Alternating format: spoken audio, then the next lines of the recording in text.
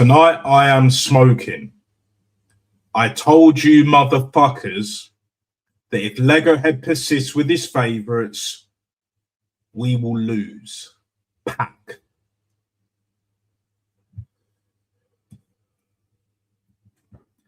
Zubamendi had a howler. Zubi doing all of that. Man like Zubamendi. Who knew? Oh, I knew. And you guys knew in the chat and all of that. Pack.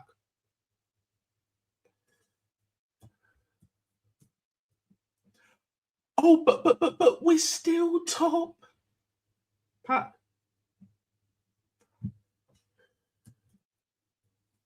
What's going on, people?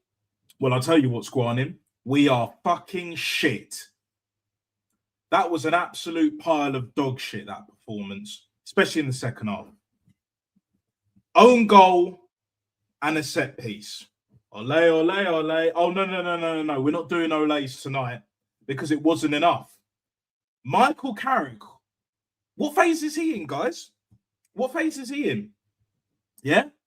The last time we conceded 3 or more goals was against fucking Luton Town, bro. That was, what, 2 years ago? Over 2 years ago? About 2 seasons ago? This manager is a fucking cunt. Absolute shambles. Disgrace. Picking Odegaard, right? Picking fucking Odegaard. Back once again. Jesus as well. Them two, along with Havertz, and I'm glad he didn't touch grass tonight. They should have been sold in January. They definitely need to be sold in the summer because otherwise we ain't going nowhere. At full time, where were all the boos, bro? This fan base is fucking spineless. No standards, no accountability, just excuses and fucking bullshit. PGMOL, VAR. Get fucked. All of you that are on that bullshit, you can royally get fucked, cunt. Royally. The truth will always prevail. Best believe that.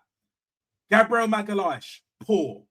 Saliba, better than Gabriel, but again, not good enough tonight. Timber, didn't do enough. Nketiah, I think he did all right. He was one of the best of the bad bunch. But again, rushed back too soon. Are we even surprised at this point? Because I'm fucking not. Absolutely not. No fucking chance. David Raya, he ain't it. I've been saying this. Great number 2, but nowhere near an elite level number 1. Best believe that. Do you know what I'm saying? Zubamendi. Oh, dear. Oh, fucking dear. Zubamendi. We've been saying this. Going forward, he's good. Very good even.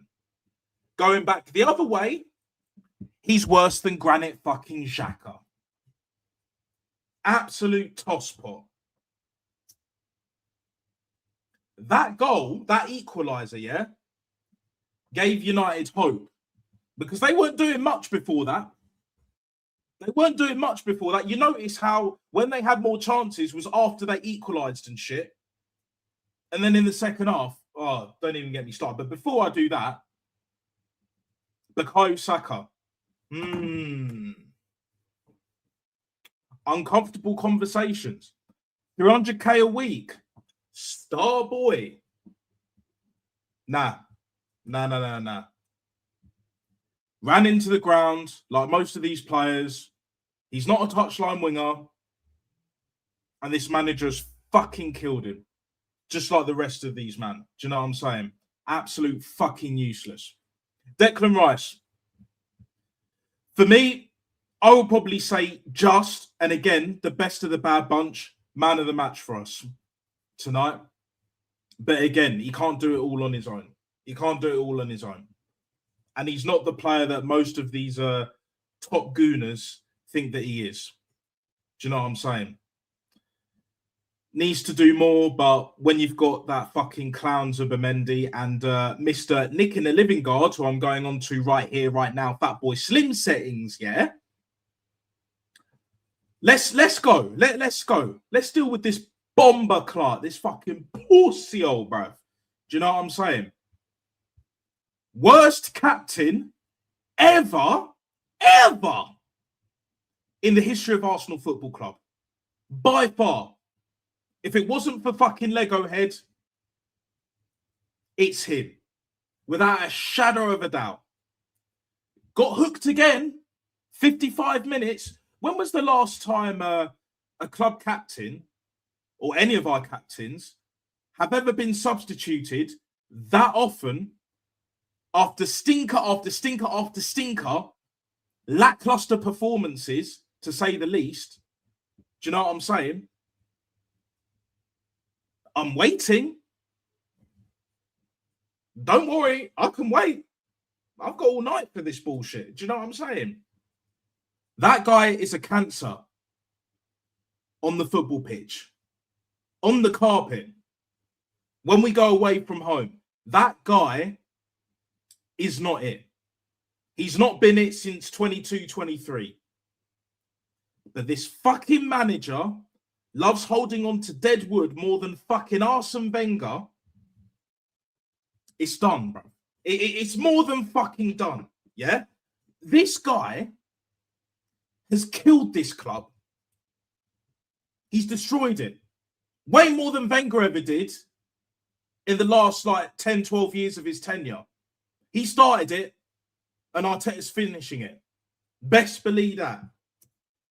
I'm fucking seething, bro. I'm fucking seething.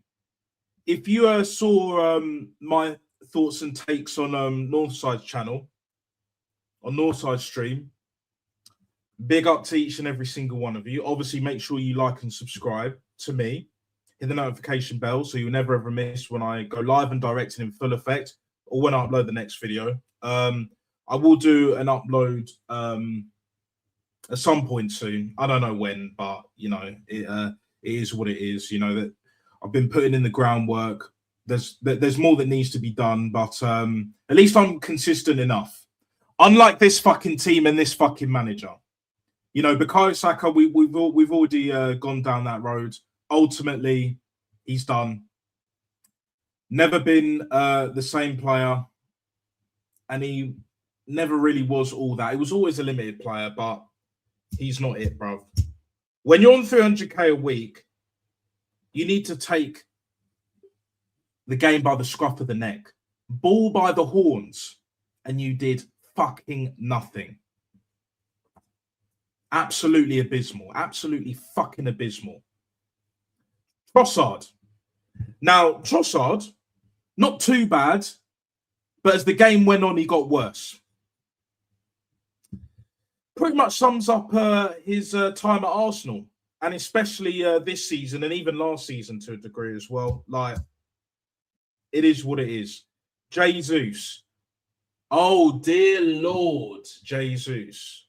And I'm not talking about lot of mercy. No. None of that bullshit. None of that bullshit, right? Jesus ain't the one. You think just because he scored 2 goals against Inter, that wasn't even fully strength, that he was going to be good enough to turn up and perform against a Man United team, red hot on form, with a point to prove, and you knew exactly what they were going to do. You knew that they were going to play. You knew that their attack was going to be on job, on point, and it was tonight. So fair play. Fair play to Man United. I've got a family member that's Man United. He'll be enjoying that tonight, as he fucking should. I know other people that are Man United fans. It is what it is. You know what I'm saying? No excuses tonight. But ultimately, we've gone through the whole starting 11. This fucking manager. I'll get into the comments shortly, so bear with people. But this fucking manager, Jim Jones, Captain Black looking ass motherfucker. Little man syndrome, pathetic little itty bitty cunt. You're dusted, mate. You're done at it.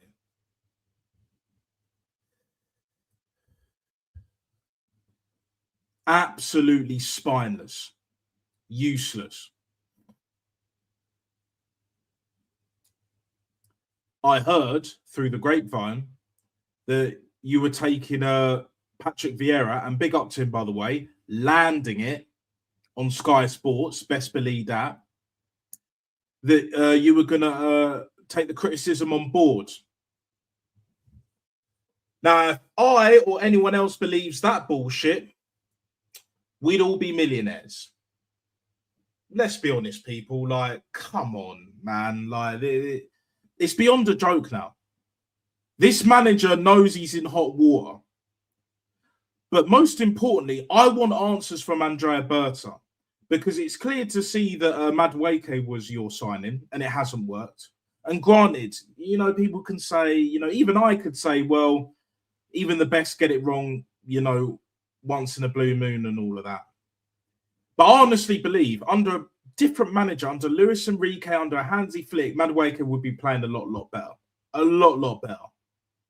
As well as all these other players, even the Havertz, the Jesus, and the fucking Martin Odegaard, Nick and the Living Guards and all of them ones there, you know what I'm saying? This manager is going to cost us the league again. It looks like that we're going to go trophyless, because after that shambles tonight, are you confident we're going to beat Leeds away? Are you confident that we're going to beat Chelsea at home in the second leg? We go out to Chelsea, yeah? I will lose my ever-living fucking shit. Because then it shows me and it shows you guys that we don't have the bottle. We don't have the bollocks, the elite level mentality to see it through. We can't win anything because this manager sticks to his favourites, refuses to get rid of Deadwood. We got players on super high wages up to our fucking eyeballs, and it's unsustainable. Josh Kroenke, you fucked up big time. You went for the process has failed. You know it's failed because you appointed Andrea Berta, mate. And Berta brought in Michele, Diamond Eyes. There's no more Vinay, no more Edu, no more Tim Lewis with that god-awful cut. Do you know what I'm saying? Just fucking shave it off, let it go, or go to Turkey. Either way, mate. It is what it is, right? I reckon you've made that appointment too little too late. In fact, I don't think I fucking know him. But Berta needs to pull the plug. While this season is still salvageable, Patrick Vieira even said himself that it's now or never this season. He knows ball, bro. Whatever you think about him when it comes to being a manager, you know, his tenure at Palace and all that, I think personally he was sacked too soon, but it is what it is. You know, you guys can make up your own minds. But for me, Patrick Vieira knows exactly what time it is. TT knows what time it is.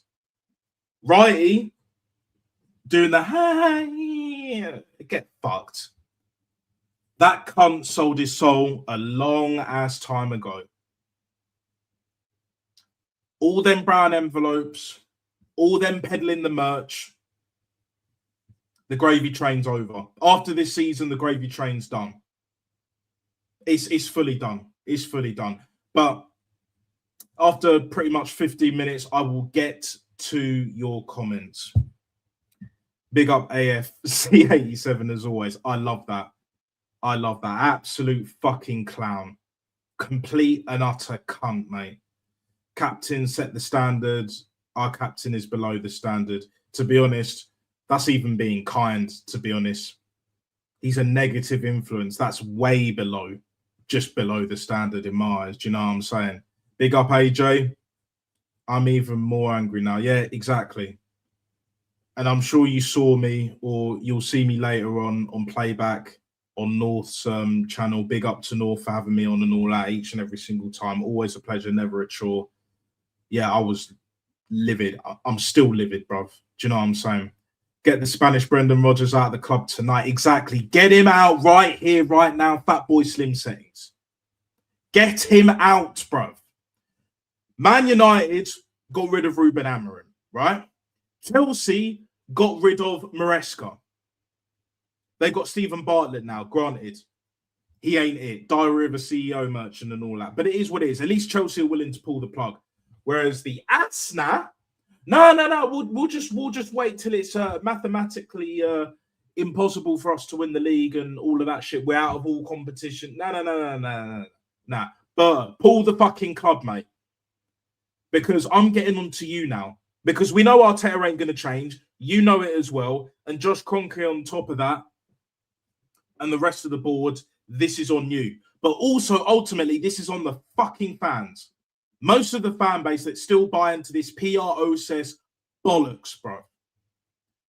You've been holding this club back for way too long. Wenger, way too long. And ironically, if Arsene Wenger had this team, we would walk this league. That's the sad reality. This is where we're at right now. You wanted Unai Emery out from day one because you didn't fancy him in more ways than one. You were mocking him to the hilt with a good evening and all of that shit, yeah? You know, I say it here and there, but really and truly, it's more of a homage. I'm going to be real. I'm gonna keep it all the way. James Brown, ain't it funky in this bitch right here, right now? Fatboy Slim says, you know what I'm saying, bruv. Arteta, phase 7, got outplayed by Carrick, 0.1. Pathetic, disgraceful. Yeah. That performance was unacceptable, unforgivable, and I'm not the forgiving type at all anyway, as you can clearly tell and see, and you already know, people. Like, I never wanted this manager here in the first place. And now you motherfuckers see why, innit? 6 years later, one FA Cup where he didn't spend nada, and this is what you get. Michael is in phase 0.1, exactly. We will not beat Leeds. That's we ain't beating Leeds. We are not beating fucking Leeds. Saka needs to fuck. Yeah. Star boy. 300k a week, you can get fucked, mate. Even though you've been running to the ground, like, these players need to grow a pair of fucking bollocks, right? Because if they all stand up to this manager, they could get him out. Because the fans ain't doing it. Kroenke ain't doing it. It's up to the players, but the players are way too comfortable. They're on way too much money, most of them. And that is the problem. Odegaard don't want this manager to go because otherwise he's going to be out the door. He knows this. Jesus as well and Havertz. And this is the problem, bruv. It's a fucking mess. Saka no longer good enough. Sell him in the summer. Please, Burr. Yeah. I hear it, man. I hear it. See, a few years ago, I would have argued, and others as well, but I wouldn't have an issue with selling Bukayo Saka this summer. And we're going to get less than what we would have got 2-3 years ago. But again, we don't sell well. And that's on the fucking board, our useless fucking board. Each and every single fucking time, these fucking useless cunts. Rice is still carrying his injury. You can't tell me any. Yeah, exactly. All the players are being run into the ground, but Hincapié, again, rushed back too soon. That's probably part of the reason why he came off. And then Declan Rice again. He's not playing against Carriac because he got suspended. Again, tactics. That was deliberate because he knows deep down that Arteta would have found a way to play him, but he can't now. So it is what it is. Yes, the game's at home, so we don't have to travel, but it's not going to make that much of a difference when it comes to playing Leeds because this man is just going to do the same old shit. He's going to start Odegaard again. He'll probably start Havertz instead of Jesus if he's back. Might start Gyökeres and then bring him off at the 60th minute. Either way, we know the routine, guys. We absolutely well and truly know this fucking bullshit routine. I'm beyond sick of it now. I'm beyond sick of it. Burr needs to pull the gun now. Yeah, pull the trigger. Pull that fucking trigger, mate. I've backed Andrea Berta, Andrea Mafioso Bad Boy Berta, mate, for the longest. But I haven't seen him and I haven't heard from him. So he better be cooking up something big right here, right now, Fatboy Slim Settings. The time is now on a Moloko tip to get rid of this manager. Patrick Vieira's in the studio, the Sky Sports studio. Bring his bomber Clyde in right here, right now, yeah? Bring him in. We win the league. We walk the league. If he steps foot at London Colney, we pop Paella Pulis, Legohead. Trust me, you will see the difference. You will see the levels. We'll have that Roberto Di Matteo effect. And then we can get a handsy flick Luis Enrique. Berta needs to do the right thing, yeah? If he's on this, like Josh Kroenke, like trying to make the club look good, trying to keep this PR, OSS, gravy train bullshit, then I'll be on his neck as well. As I'm sure you guys will on top of that.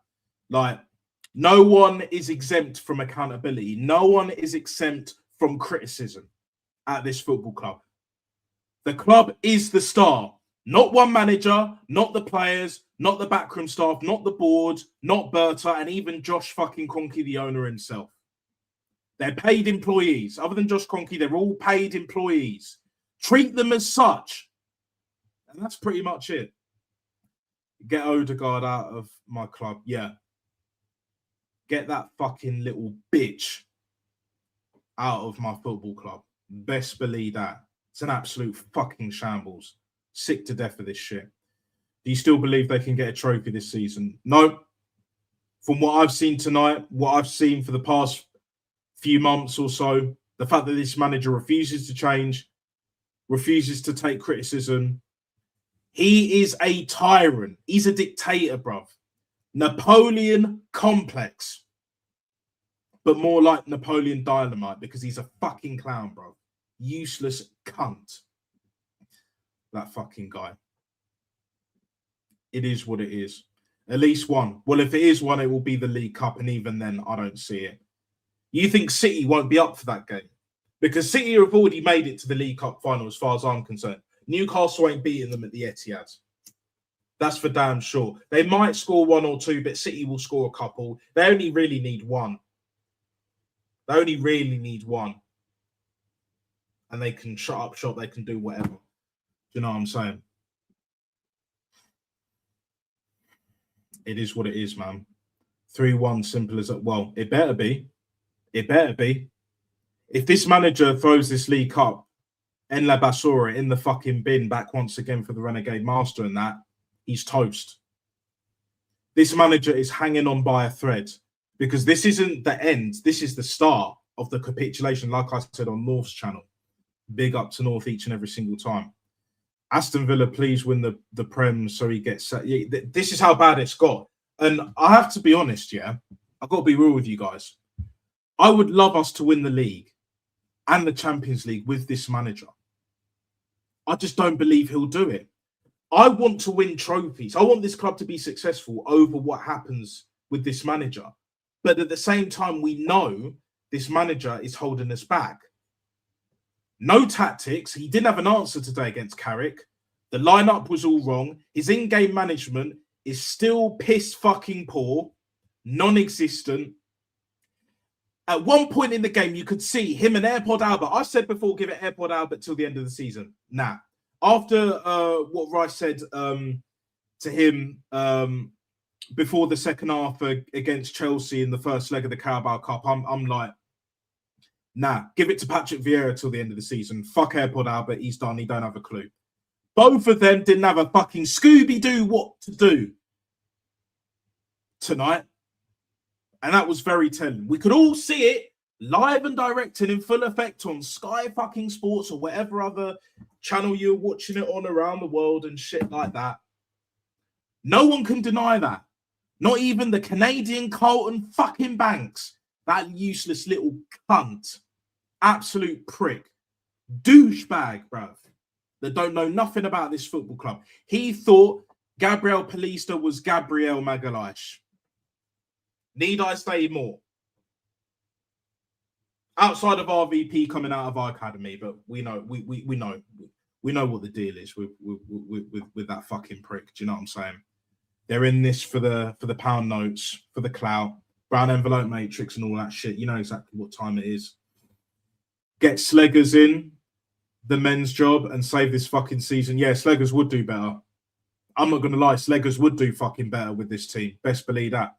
Nasta, bro, I've been supporting since 02, 03. That's similar to how long I've been supporting Arsenal since 2001. So 01-02 season, basically. It was Man United, Arsenal against Man United at Highbury. Good old fucking Highbury that we smashed at our stadium, beloved stadium to compete with the likes of Real Madrid. And we were meant to be where Man City and Chelsea are right now over the last 20 years. We were sold that dream. We should never have left. People are, oh, but it wasn't sustainable to be there. Bullshit. The same lie when they speak about that shit, it's the same fucking lie that Arsene Wenger and the rest of the board were talking about, but mainly Wenger, being the mouthpiece of the board at the time in the Emirates era, was talking about, oh, we needed to sell our players so that we could compete in the Champions League, you know, pay off the stadium and that. The stadium was on a mortgage, a 25-year, £30 million a year mortgage. Getting Champions League, no, actually it was 25 million. And getting in the Champions League from 06-07 onwards was minimum £30 million. And then obviously with inflation and all that, that increased. Wenger was getting not hush money, but he was getting the brown envelopes from some of themselves. He was getting a kickback, for damn sure. I believe that. I can't prove it, but I believe that's the case. Do you know what I'm saying? This is not the Arsenal I fell in love with as a 3-year-old boy. I'm 26 now. Need us? Yeah, exactly, AJ. Do you know what I'm saying? I'm 31. I've only ever seen one Champions League final, and I've seen one Europa League final as an Arsenal fan in my lifetime. That's unacceptable, bruv. For a club this size, our fans move like Barnet. Do you know what I'm saying? Barnet probably have bigger and better standards than we do. That's how shambolic this all is. Like, it's an absolute farce, mate. And that's all I say at this point to the top gooners. If we had Arteta's success rate in our job, we're getting sacked. Why is it different for Arteta? We all pay tax. They never answer me. Yeah, exactly. Because they hold him so high up.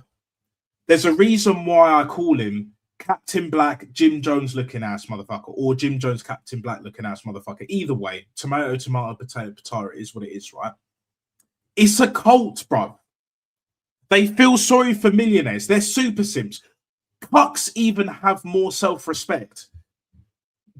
Most of these Arsenal fans that are still backing it, they're not cucks, they're super simps, bro. They're the same kind of guys, they're the same kind of people that are getting cheated on. And most of them don't even know it. Some of them probably do know it. And they find a way to make excuses and all that. You know, be mad, you know, when it's convenient, of course, this, that, and the third. Like, they're a bunch of pussyholes, bruv. They're bitches. It's a lot of them. You know what the deal is with bitches, yeah? You give them facts, logic, and reasoning, they have no answer.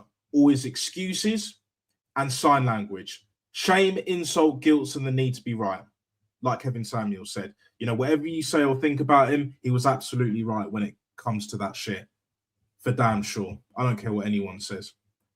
Big up, Declan. Why do we not put 2 up top or play 4-4-2 or 4-3? Yeah, well, look, mate, we've been playing 4-3-3. Sometimes a 4-2-3-1, but the 4-2-3-1 is so fucking pragmatic, so defensive, so negative. Yeah. It's holding this team back. This team don't want to play attacking football. These players are not listening to him, bro. Do you know what I'm saying? These players are not listening to him. Do you know what I'm saying? It's one of them ones, bro. It's just mad. Like, it's a shame, bro. It's a fucking shame. Like, for me, you know me. I love a 4-4-2. This manager has only done it a few times in game when it doesn't matter. When it really does matter, and he needed to show his tactical masterclass, his genius, we're missing back once again and all that shit. Never learns. Never fucking learns. Declan, I wanted 4-4-2 with Victor Kroos and Gabriel Jesus. Yeah. That would have been better, but to be honest, Gabriel Jesus ain't here. It is what it is. It is what it is. I'm not watching another men's game until he's got... Look, I don't blame you, mate, if that is the case. David Dean and Arsene Wenger wanted to give Highbury to the Arsenal ladies. Well, I don't know if this is true or not, but it is what it is. The Emirates was on a 25-year mortgage. Champions League paid it off alone. That's the, you know, the truth, basically. Yeah, 100%. But they were telling us lies and bullshit in the media, and a lot of Arsenal fans, media lovies, and Wenger lovies at the time, now Arteta lovies, were peddling that narrative, peddling that fucking bullshit, that bullshit, yeah? Thinking we're all fucking idiots. None of us were born yesterday. We know the truth. We know the fucking truth. Our club is finished until we get some proper fucking standards. Get rid of this manager, get an elite level manager, we have a chance. And Andrea Berta knows this shit. Even Kroenke knows this shit. That's why I appointed him in the first place. Because Kroenke knows where this is heading. This is unsustainable now. He knows he's fucked it, and he don't want the accountability on him. Well, I'm sorry, Mr. Josh Kroenke. He is coming in your direction. That shit is coming round the corner. Faster than a forest fire. Best believe that. Best believe that. Big up, Kez. Players scared of success. Yeah. Weak mentality. Weak mentality, mate. That's exactly what it is. I'm at the Emirates next Sunday to watch Sleggers and the ladies win their second trophy in a year. Real manager. My fucking manager. There you go. Why do the ladies have higher standards than the men? It's almost like a reflection of society to a certain degree. Ain't that a bitch? Big up Manny each and every single time. My fucking guy. Big up that absolute crap show. Disgusting to watch. Yeah. And I know you don't swear, brother. That's how I know you're fucking livid, bro. Like, you know, start of another bottle. Exactly. When Leeds beat us, you know what I'm saying? 4 likes. Get them likes up. We've had 6 live peak viewers. Let's get all them numbers up, people. You know what to do. 4-4-2 all day long, exactly. But this manager won't do it. He won't ever start with a 4-4-2 because this guy's a coward. He's a pussy. He's a certified fucking bitch. Bitch made, bruv. His missus runs his household. I'm convinced. And I wouldn't be surprised if she's cheating on him with the fucking gardener. And big up to the fucking gardener if that's the case. That cunt deserves hellfire, bruv. Do you know what I'm saying? I don't give a fuck. Like, I'm that pissed off. Like, nah. Do you know what I'm saying? If Arsene Wenger carried, truly he would have walked after the whole season. Or cared, sorry. If he truly cared, yeah. I go with that. 100% I would go with that. Like this is where we're at. This is where we're at. It's got that bad that bringing Arsene Wenger back would actually be a benefit because we would play attacking football. Now, I'm not going to lie, he'd probably keep Odegaard as captain, club captain, because we've seen it before with him with Thomas Vermaelen, unless he's had a little change of heart and, you know, that time out of Arsenal, you know, a lot of reflection on all of that, he gives it straight to Declan Rice. I wouldn't be surprised if he'd done that shit. But I'll tell you one thing he would do for damn sure. Any players that are in the red zone, they're not playing. He'd give them players like a week off or some shit like that. Just no training, just rest. And if they are training, you know, the fundamentals, the basics, bro. And then we walk this league. Do you know what I'm saying? Exactly, Manny. Exactly. Like, this is exactly what it is. Tell you what I'm going to do.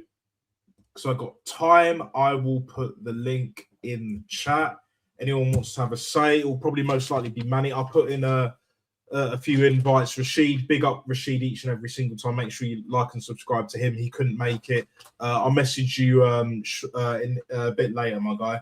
And Seymour Butts couldn't make it as well. To be fair, it is what it is. I think Johnny's busy as well. So yeah, Sunday night here, but Sunday during the day, it is what it is out in the States and wherever you're watching in the world. It is what it is. Big up, why not? It's been a minute, bruv. Do you know what I'm saying? Love the avatar, bro. And he was there tonight and he was seething, bro. He was seething. Don't ever be convinced just because this guy won't out and out say it, similar to Patrick Vieira, because they're the ultimate professionals, that this guy rates Arteta. He fucking doesn't. And all them top gooners, these mutants, these twatter merchants, bro, born buffering FC and all of that are trying to cuss TT, bro, saying he's jealous of Arteta. Jealous of what? Exactly. Jealous of fucking what, bro? Are you fucking nuts? Like seriously, are you actually shitting me, bro? Like, TT has won it all in the game. He's won more than Arteta ever will win and has ever won in his fucking career, player and manager. Don't even get me fucking started. Like, The worst thing that Arsene Wenger ever did, other than stay on too long, is bring this fucking cancer to our football club. And we're damn near fully infected, bruv. Like, a lot of the fans are on the edge and getting tired, but there's too many that are back in this process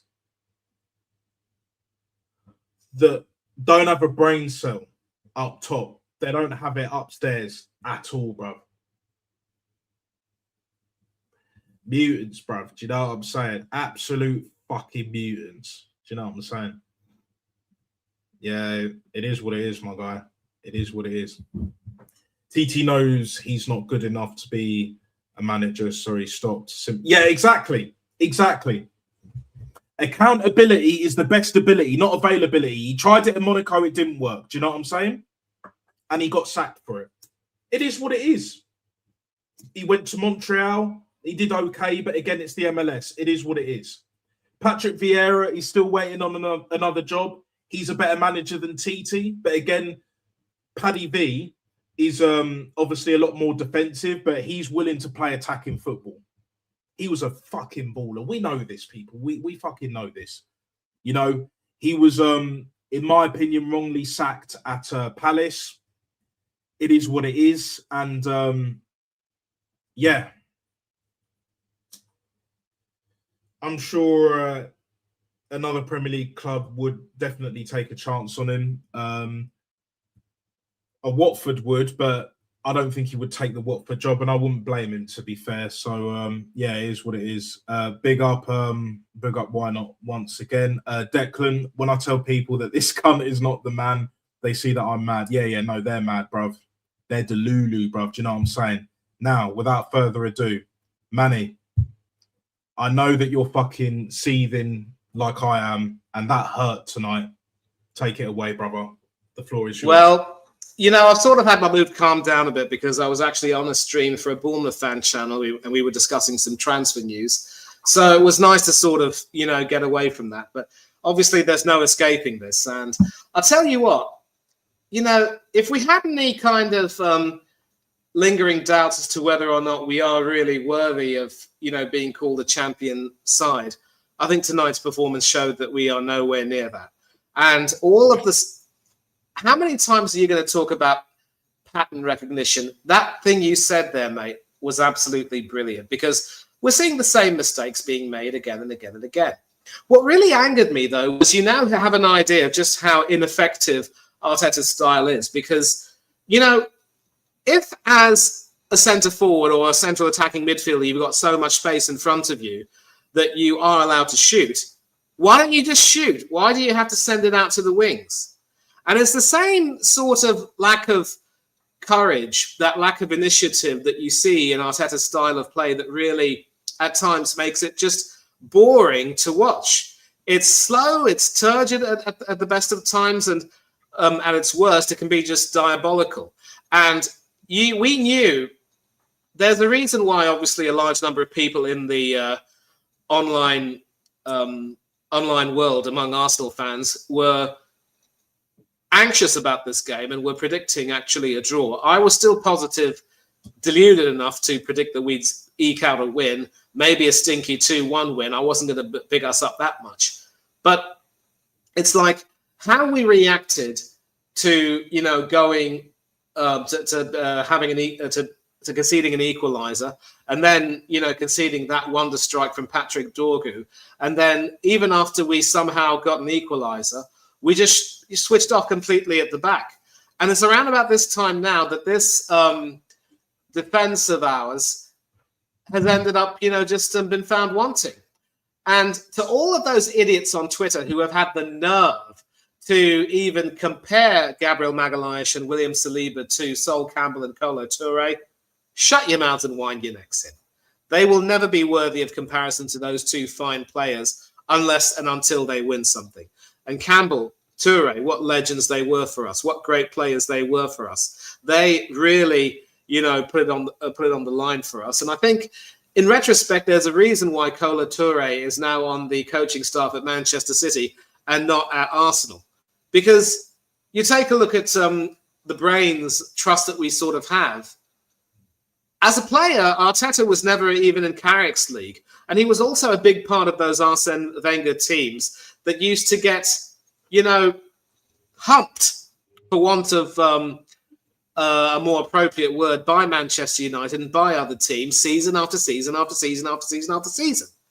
And people have the nerve to say that, Arteta's success against Manchester United should be credited to him and he's made everything different.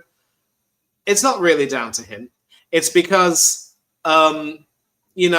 United have been in decline ever since Sir Alex left.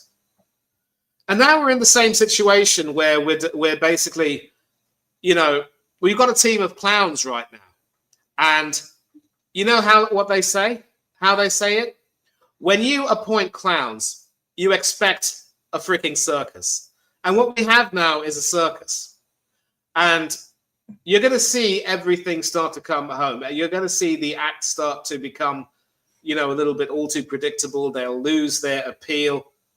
And unless we get it right against Leeds at Elland Road, which will not be an easy place to go and play, believe you me, this could very well be the start of the bottle. And I think AJ mentioned it in the chat and replied to my question. If we fail to beat Leeds or lose to Leeds, then yes, it is the start of the bottle.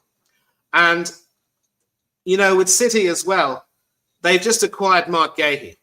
At least temporarily, they look a little bit better defensively. They obviously weren't willing to, overexert themselves against Wolverhampton, but that was smart because, now they're in a stage where they need to try to consolidate their team and make sure they are a little bit more solid. And now this could very well be the start of them having a run. As far as Aston Villa are concerned, that loss to Everton at home was a very big disappointment, but that win over Newcastle today, even with quite a few key players injured, they're also a quality team. And so we've now got pressure from two teams. And so all of these fans who see it fit to continue bigging us up and saying that the likes of Aston Villa don't deserve to be in our league or City are washed, we're now seeing the start of everything again. The chickens will be coming home to roost. And all of our, big talk will end up being for nothing in the end. That's what really makes me angry. And this isn't the question of me simply adopting a defeatist mentality. Because you, Khawaja, big up to you, by the way, and several other fans, like all of us, have seen this thing happen again and again and again and again and again. It's insanity. It's not virtual insanity, as Jamiroquai would say. It's actual insanity. Our present and our future is made of actual insanity. What a good singer he was, wasn't he? Yeah, I agree with that. Khawaja, saw you on North Stream as well. Like, that was absolute blood fire and all of that. Obviously, King, being the United fan, big up to him each and every single time, right? Was absolutely chefing 3 Michelin stars. Anything you want to add, Khawaja? Because I know you had a lot to say, and you did have a lot to say, rightly so as well, because that was a diabolical performance tonight. I'm livid. Manny's livid. As you said, Manny, like, you calm down a bit. Fair enough. You're a better man than me for that. But yeah, Khawaja, what do you want to say, my guy? What do you want to add to this shit show of a circus that is Arsenal Football Club? I don't know what to say, man. It was just a spineless performance. I thought first off, we started the game well. We started to get something. I mean, we got that opening goal. You'd have thought that goal may give us confidence going to the second goal. Big up to you, bro. But you'd have thought that goal give us confidence. And who knew we got an own goal? Because we'd be crying out for goals. We haven't scored from open play. We got a goal. It's an own goal for Chibo. We got to take it and move on. But then Zubimendi, bro, that guy cost us. The reason why Manchester United won that game was Zubimendi gave them the advantage. I'd like to thank Zubimendi, by the way, for doing that. Because the guy has no IQ. The guy, they've been telling us about he's better than Thomas Partey. Partey would never do what he just did there. Partey can drive the ball forward. He can go forward. He can defend better. He's physical. When you look at Zubimendi, he can't even pass the ball. Saliba was at fault as well. Let's not forget, Nasta. He was the one that should have passed the ball quicker. Because if you hold on to the ball that long, they will press you. Because they did that against Manchester City in the Manchester Derby last week. They've done it again. They'll press. But why are we slowing it down? Go forward, get the second goal. We just never looked like scoring the second goal. Like it was just like Arteta was just like saying, slow it down, keep the ball safe, guys. Keep the ball safe, guys. Why are we doing this? Why are we not taking risks? Just do something. Go attack. What's the point being top of the league and playing like this? We're so lucky to be top. If it not been for those set pieces and these own goals, we would never be top. We're probably chasing top 4 in that. Because guess what? This result was coming. Yeah? It's a good that we've lost this game. Because I'll tell you why, Natster. These players need to seriously wake up. Yeah, Zuberman is defensively liable. The guy can't defend. You got Martin Keown saying he's Super Mendy. How is he Superman? This guy can't defend. My man, we've decided to let Partey go and get someone worse. My man, we got in someone worse. Zubermendi's worse than Partey. If Norgard had started that game, we would have been better. We would have been different because Norgard defensively is better. He can make tackles. He's physical, right? Norgard wouldn't do that stupid stuff. But when you look at Zubidu, this guy was the reason why we conceded that second goal. He was raising his arm saying, handball, handball. We were robbed. It was a handball. He was waiting for the referee to make a decision. Can someone explain to me where was the handball for Dorgu? Didn't even look like a handball. I can't see a handball. This guy was there to stop Dorgu and he allowed him.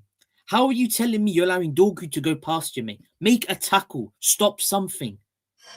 This manager in the second half decided, you know what? Let me just park the bus. Do you remember against Liverpool in the second half when it was goalless, all square? He decided to park the bus. He did it the same thing. And it didn't work out because we got cut apart. That space. Zubermendi can't even do the basics right. Let's be real. He can't pass. He can't do anything, right? We all know this. Even Manny would agree with me that Zubermendi can't do anything with the football. He has nothing. Because when you press him, he's a liability. He's going to do it again. Don't be surprised if he does it again. Exactly, Kawajan. He was also partially at fault for Richarlison's goal against us in the North London derby. Although I also want to, at this point, have a special mention for David Raya.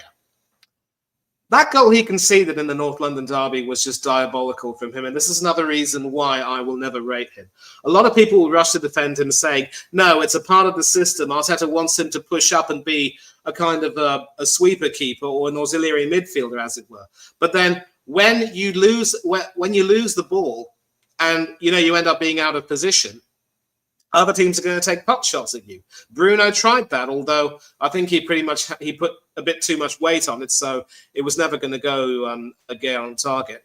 But if you also recall, he was also very nearly caught out by Mbomo in the first half.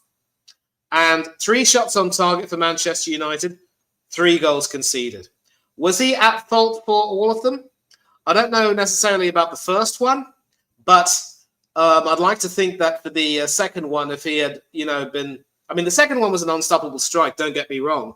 But there is a part of me that really feels that a taller goalkeeper, properly positioned, would have, got a hand to that and diverted that over the bar. And then as far as Cunha is concerned, it had a lot of swerve, it had a lot of dip. I don't know if any keeper would save that, but this is another match which sort of proves that he is nowhere near the world-class goalkeeper that some of our gormless fans think he is. And when you have a situation where your goalkeeper doesn't give you any level of confidence with regards to the way he conducts himself, how he, passes the ball supposedly, how he rushes out of his area, I'm sorry, but that's just Kamikaze goalkeeping. And hopefully people will now start to see him for what he really is, just a glorified system player who, is made to look good and who benefits, quite frankly, from having some shots, taken at him in positions where he can make the save. But if your positioning is spot on, you don't need to leap like a leopard. And so he just doesn't know the basics. And he is nowhere near as world-class as people think he is. And we're never going to win anything with a guy like him. And that just goes to show that the talent idea of this manager is found wanting. Compare that, if you will, to when Bournemouth beat Liverpool yesterday with what was, quite frankly, the most inspired managerial display I've seen after they conceded that equaliser from Dominic Szoboszlai. Immediately, Iriola went on the attack and made some attacking substitutions, bringing on the likes of Enes Unal, among others. And I think Ryan Christie had an attempted goal, which Alisson saved, but then they ended up not going into their shell, and they were rewarded. It's not for nothing that they say that he who dares wins. So it just goes to show, when you consider the fact that both Iriola and Arteta were good chums back in the day, they both played for the same under-10s team back in the Basque Country. But just take a look at the career that Iriola's had. He's played many games for Athletic Bilbao. He was also capped for Spain and could have been a European champion in 2012, but sadly missed out due to injury. Arteta was never once capped by Spain. And you can see now that despite managing a smaller club, Iriola is easily the better manager who has been able to, get his Bournemouth team punching above their weight for a long period of time. Now, obviously, Bournemouth have been hit by a lot of departures. They lost a few of their defenders at the beginning of the season. They recently lost Antoine Semenyo to Manchester City. And so they're going to have to do a lot more in terms of transfer wheeling and dealing in order to continue to punch well. But they're not going to get relegated, let me tell you that. And as long as they still have Iriola, they will still continue to accomplish great things. The only problem is he is now also a wanted person. Once Arteta leaves Arsenal, which club would conceivably want to sign him? Real Madrid? Roy Keane settings. Do me a favour. And maybe even there might be some talk about Juventus possibly coming in for him. No chance. Why would any top club want to take a chance on a guy like him who's had 6 seasons now at one of the supposed best clubs in the world and not been able to win anything in those 6 full seasons after that FA Cup win?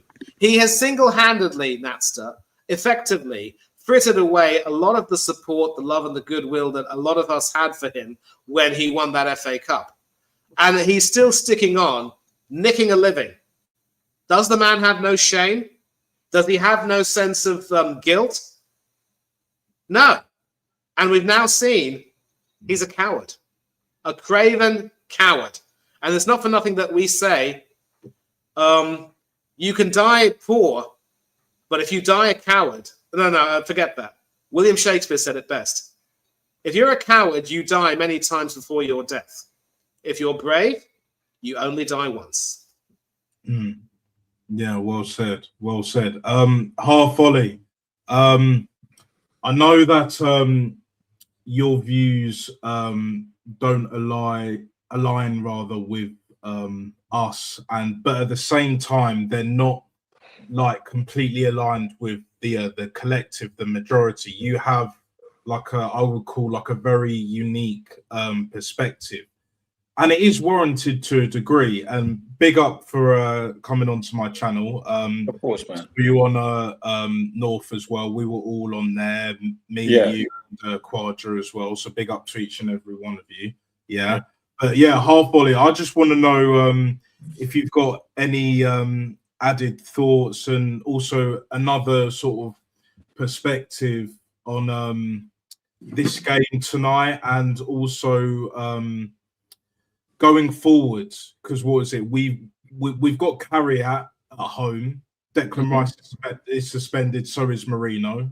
More so Declan Rice, I'm glad. But again, in my personal opinion, that was tactics, because we know he's still kind of carrying an injury and he's not 100% fit, so he gets a week's rest. But then more importantly, we've got Leeds coming up away.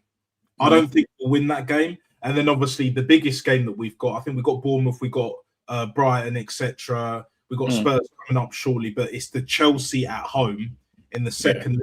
That's the biggest game in about a fortnight's time or so. So yeah, what are your thoughts, brother? What do you think? What do you think? Yeah, no, big up Nat. Obviously, we were on North's channel, but there were quite a few people on there, and I think the conversation started to get distracted from the core issue. So there's no point in contributing any further. So I saw you live and I thought I'd join in. This seems like a lot more contained panel where we can actually have proper intimate conversations about what went on today.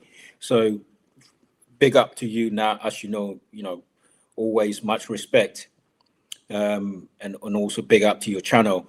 What I will say is I know you mentioned about me having a unique set of views, and yeah, I try to look when I come on panels. I'm not. I try. I've always described myself as the left of center in terms of Arteta out, right? So I was left of center in terms of supportive of the manager because every season we're falling short. I found some justification why I think we're falling short, right? And this season I've moved to the center. So I'm neither the manager in or out. And I think I would reserve judgment until the end of the season. If he doesn't win the Premier League or the Champions League, because I think the squad is built for it, then it should go. So I'm currently in the center, like you would describe in politics, how people hold their political views. What I will say is that I'm not angry or upset or fuming by today's result because it was always coming, right? We've been playing very poor football for weeks. And you and I agreed, we reached consensus a couple of weeks ago that we're due a bad result. I remember that panel very well. You and I think it was North and Kwaja was on as well. And we said we're due a bad result. The way we're playing, we're going to get a really, really bad result. And that result was today. 3 goals conceded. We haven't shipped 3 goals in a Premier League game since I think it was Luton 3 years ago. Right. So this was the culmination of bad management, bad team selection, poor squad rotation, and the manager too short-termist in his thinking and not having a vision, right? And you can look at the individual errors that went on today that cost us the game, but the pattern was still the same. I'm not expecting a radical tactical overhaul to get us to win this league. I think this squad as it is will even mask the most incompetent of managers. The most incompetent manager can still compete with this squad because the squad is that good and is that deep. So, and Arteta is not really doing anything unique in terms of getting the best out of this squad. We know this squad has got huge potential, and we're not seeing the best because of the way he's managing it, right? He's rotating very poorly. He's picking certain players, even though they're in bad form. So he's not getting the full benefit of the squad when he really needs it. Like today, our depth should have won us this game. When you look at the bench, if he picks a proper team that was best suited to the task, he would have won it. Oh, we've spoken about Odegaard and all these other players. I'm sick and tired of watching these players in an Arsenal shirt. It's just revolting watching these players game in, game out, knowing very well the evidence is overwhelming. They cannot get us over the line. So the problem is not tactics or the players are not up for it. I don't buy into these these perspectives and these theories about, the biggest game of the season, our players went into hiding. No, they're constrained by what the manager is doing, right? And that's the problem. I want people to take this issue away from the players and individual errors and underperformance. The manager's tactics and his team selection is constraining what you can see from this team. And if it picks Odegaard, we almost look like we're playing with 10 men. Physically, he looks incapable of competing for any sort of duel. And that's where we're at. So I want fans to be very understanding and stop doing what we tip. When we lose games, we start digging players out. We start saying all these things, which is fine. But the manager is a core part of the problem we're having at the moment. Because for the last 3-4 games, he's been picking up. As soon as Odegaard was benched against Inter, we knew he was going to start today, right? And also, the problem he's got at the moment is that prior to Odegaard coming back from injury, Mourinho was playing well, Eze was playing well. Because he's denied them minutes, they've lost momentum. And I said it doesn't matter how good a player is, if they're not getting game time, they lack march sharpness. And when they come on the pitch, you're going to get a disjointed performance like we saw today. And people can blame Eze all they want and say, well, he's not playing well. Because when he was in good form, the moment he made a mistake, the manager benched him for Odegaard, and he's been playing Odegaard since. This manager is trying to win the Premier League with the 2022-23 blueprint, and it's not going to work. Because these players are done. They're finished. We need to get them out of this club pronto. Jesus, Odegaard, and Havertz, these guys need to leave this club in the sun. We need to move them on. We need to act ruthlessly. But if they're still around, then the manager should manage their minutes. What he's doing is reverting to the familiar and well rehearsed 2022-23 he competed. And he's doing the same thing. He's not picking the team on merit. And I believe, I'm not some woke guy who believes in social justice and all this bull crap, but I like fairness. I believe in fairness. I think football is sometimes it's about fair. When we've all been in jobs where maybe you've been treated unfairly or somebody's been promoted over you or something of that sort. It's not a nice feeling. And footballers have got an ego. I cannot see any conceivable reason, any justification why Arteta is managing this squad the way he is. Why Eze had only played 23 minutes in 6 Premier League games. Even if you think he's got some shortcomings, give him game time because you're going to need him eventually. So what happened today was the culmination of what this manager's been doing for the last 2-3 months. And I said on North's channel, I want to win the Premier League. I don't give a toss about Arteta or these other. I, as an Arsenal fan, want to win the Premier League for my club, and I want to have the best possible opportunity to do it. And I think this result is timely because what it does is it presents the manager with a stark choice: change your ways, change how you're managing this team, change your team selections, stop picking your favorites, or you're not going to win the league. The choice is very clear, and it's come early enough. Like I said, I don't want to be 3 games to go, and then we're debating whether Arteta is picking the right team or whether Odegaard is off form. We've got 13 games to go. The stark choice is there. Now, change your ways if you want to win the Premier League, or we're going to end up empty-handed. And that's what it is. So let's see what he does. Yeah, no, that's what you said there was very eloquently put. What I said at the end of North Stream as well is just like the longer this goes on, like the worse it gets. Like the point you brought up about the 22-23 blueprint. Now, it's funny that, well, I would say that it's very ironic that he uses the same players, but he doesn't use or utilize really and truly the same methods in terms of scintillating, free-flowing, total attacking football. He just uses the same players. If he used both, even I believe, and I never wanted this manager here in the first place, we would win a few trophies. And I think deep down he knows it. But the problem is, and you also alluded to this earlier as well, Harbolly, is that this manager lacks the mindset, the mentality. You know, when you mention about incompetent managers could do better with this squad, they would only do better if they have the right mindset and if they only tweak certain things rather than change the whole thing, which is what Arteta did. He wants to do things his own way. Now, that's fine if you get over the line. But when you don't get over the line and the patterns are clear, we see that, I've said this before, Manny, you've been saying this to me, like, because I know I always say this, pattern recognition. When we see the same pattern over and over again, you have to question why this keeps happening and why, when it's clear and obvious as day, that he's still doing this, you know, like, and it's at a point now where it's beyond untenable. Now, people can say I'm overreacting. People can say, you know, why the head loss? Why are you, you know, upset and all of that, angry about this? Because it's fucking Man United. It's Man United. Like, do people not understand the rivalry? You know, the heritage of Man United Arsenal. It even goes back beyond, even before my time.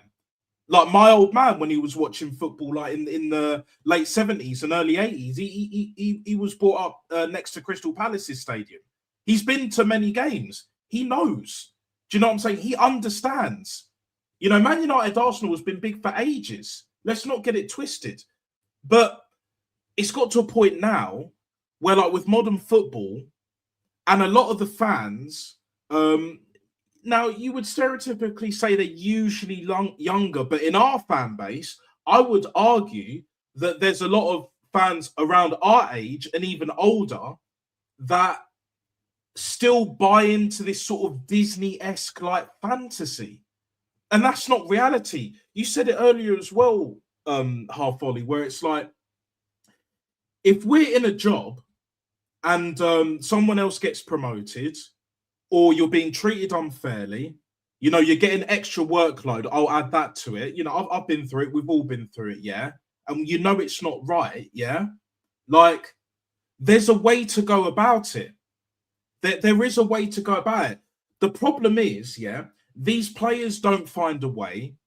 This manager is holding this team back, and he's had ample opportunities, funds and resources upon, you know, earning £15 million a year and being given the manager role to find a way. Like, how long do these fans really want to give it before they even get to your see? You know what the scary thing is? It's not even that, you know, this is why you're a credit to this sphere, Half Volley. And I mean that. I really do mean that, because, like,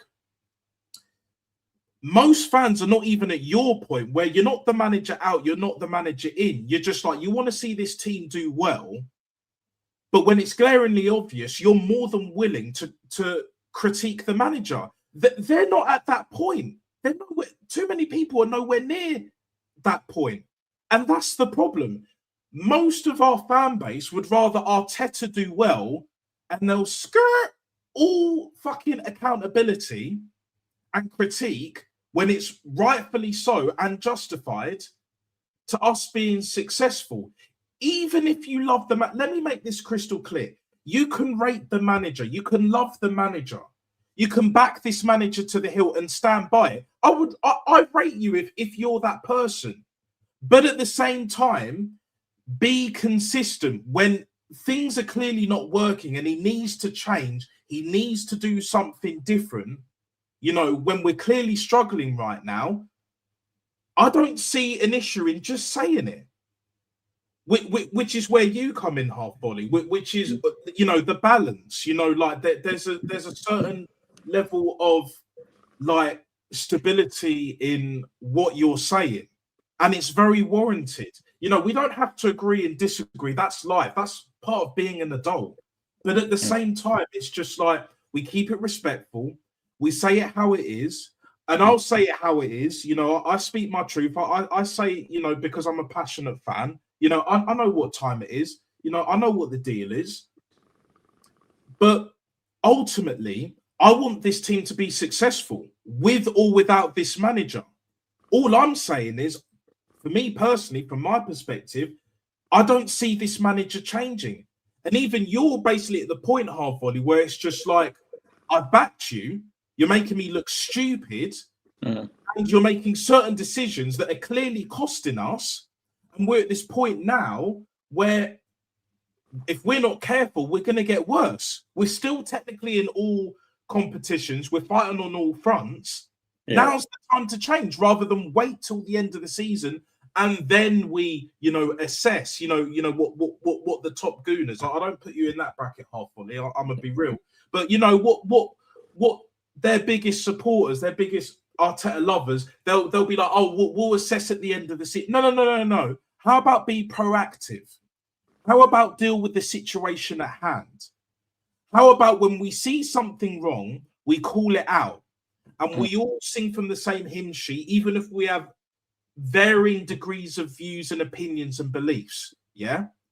Because what I'm seeing is almost a repeat, and it's going to get to that point, if it hasn't already, of the Wenger in, Wenger out, where it gets like very toxic, so much animosity, and it's like, you know, this whole divide and conquer. Like, I hate that shit.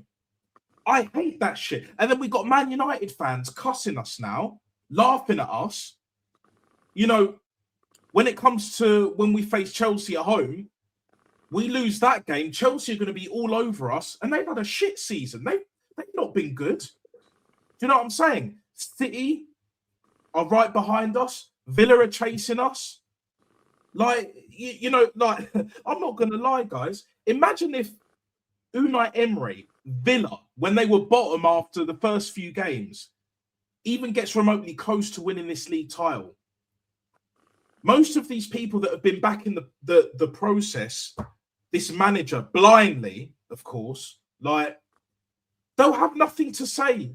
They can't rebuttal. They can't rebuke what I say, what Manny says, what Quadra and what everyone else is saying. They can't even rebuke what you're saying, Half Volley.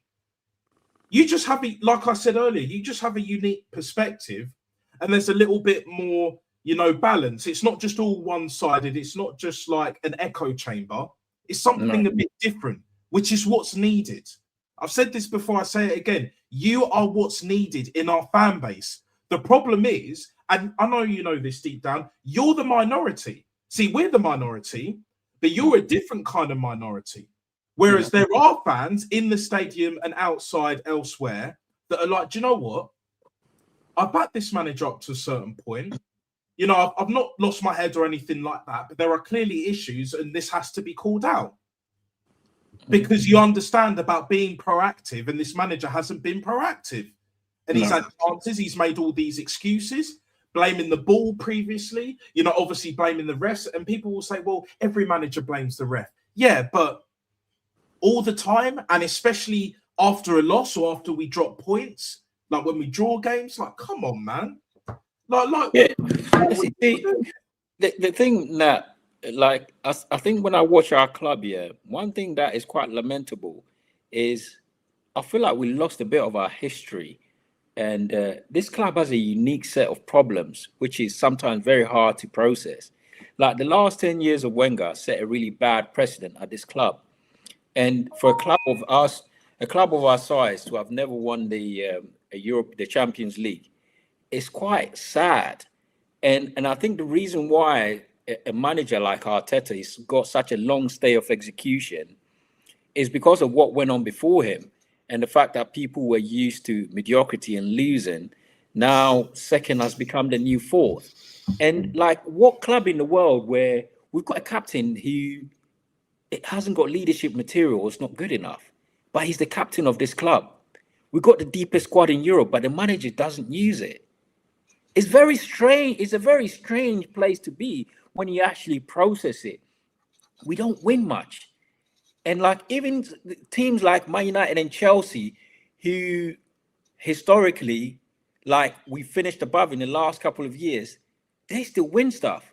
So it's like we as a club, and it comes from the top, we're so risk averse. I mean, there was news out the other day that Arsenal, we're like 6th in the world in terms of revenue and 3rd in the Premier League after, I think, Liverpool, Man City. We're bringing the most money in revenue. And you can see why we are the way we are. Like, we're a steady club. We're steady. We're always there. We're always, you know, in the mix, but we never win anything. And now and when you even look at Arteta, right, no history of winning, rookie manager, he's been given 6 years, free reign, hasn't got any qualms with the director of football. Everything has been set up for him to win. And the fans have been patient, including myself. So when you say I have a unique, you know, perspective also, and I appreciate that. But also one thing I recognize is that where this club was left after Wenger was in a really bad place. And this guy has come in and he's played his part. But I'm thinking, okay, at what point does it end? You've got 6 years, right, where you've had full backing. The majority of the fan base are behind you. You've had financial backing. You know, everybody in the stadium supports you.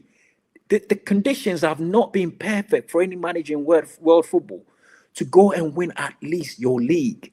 We have the most stable squad, depth. All our rivals are falling apart. What's the problem? I don't understand this manager.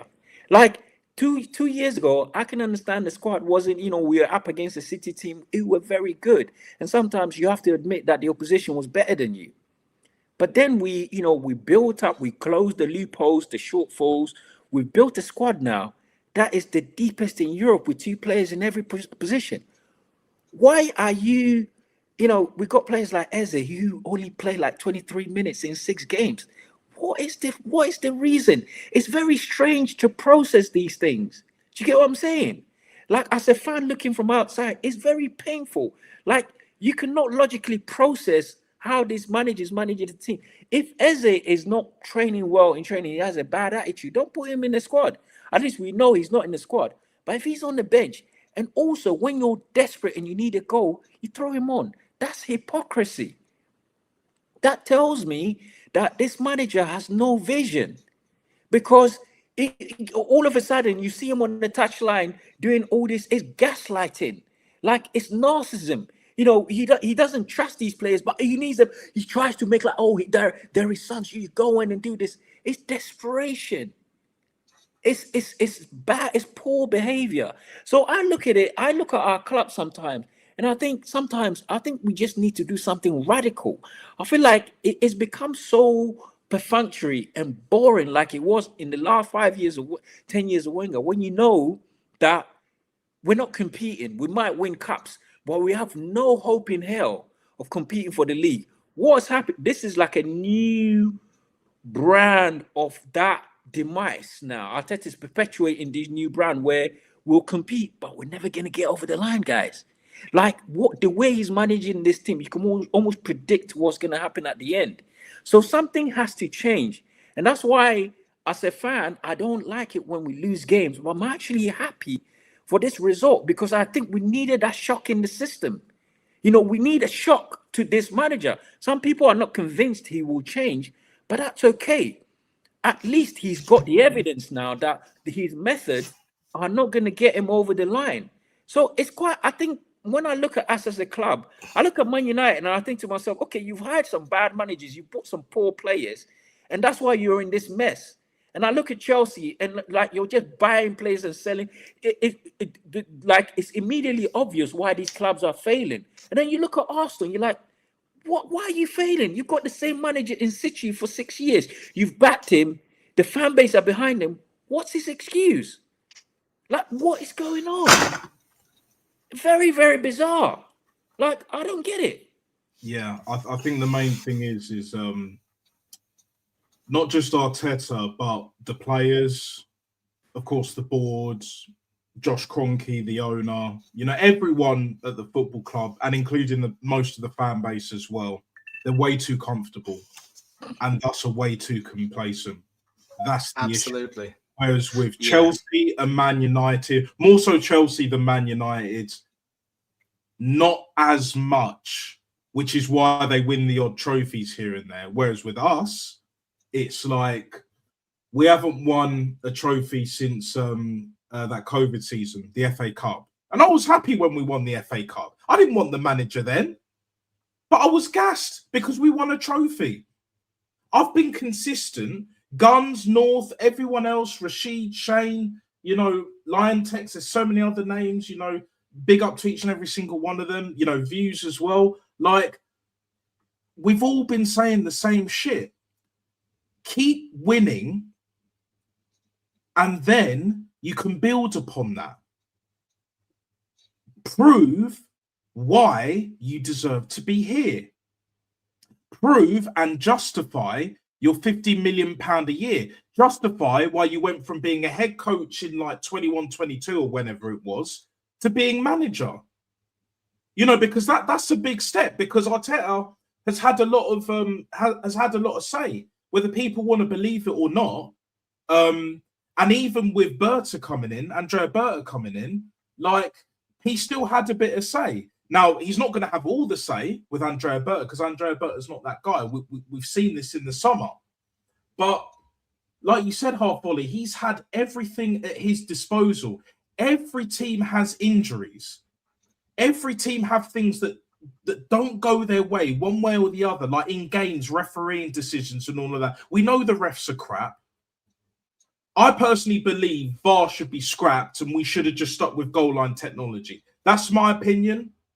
That's my perspective. Not everyone agrees with it, but it is what it is. Do you know what I'm saying? Football is a very simple game.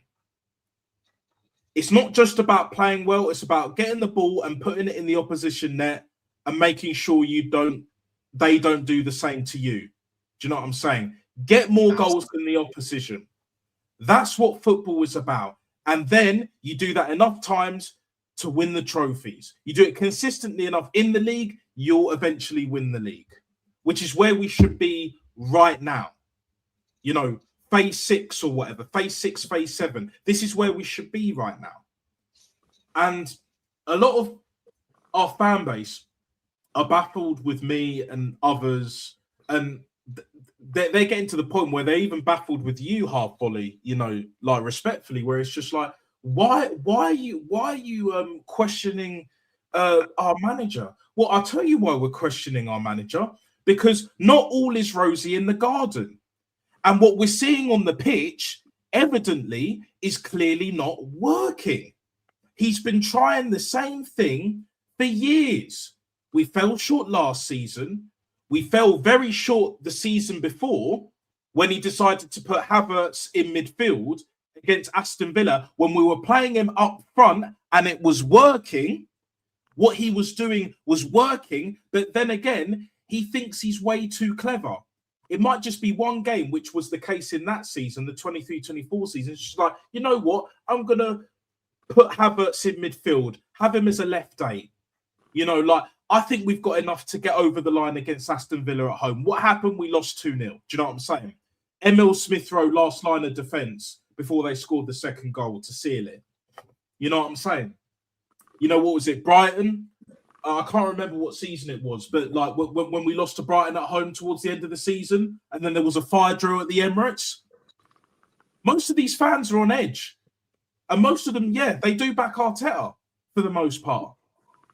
But at some point, like you were saying, like at what point do we get to that stage where it's just like enough's enough and we need to go in a different direction, and that he's taken us to this point, but he can't take us any further?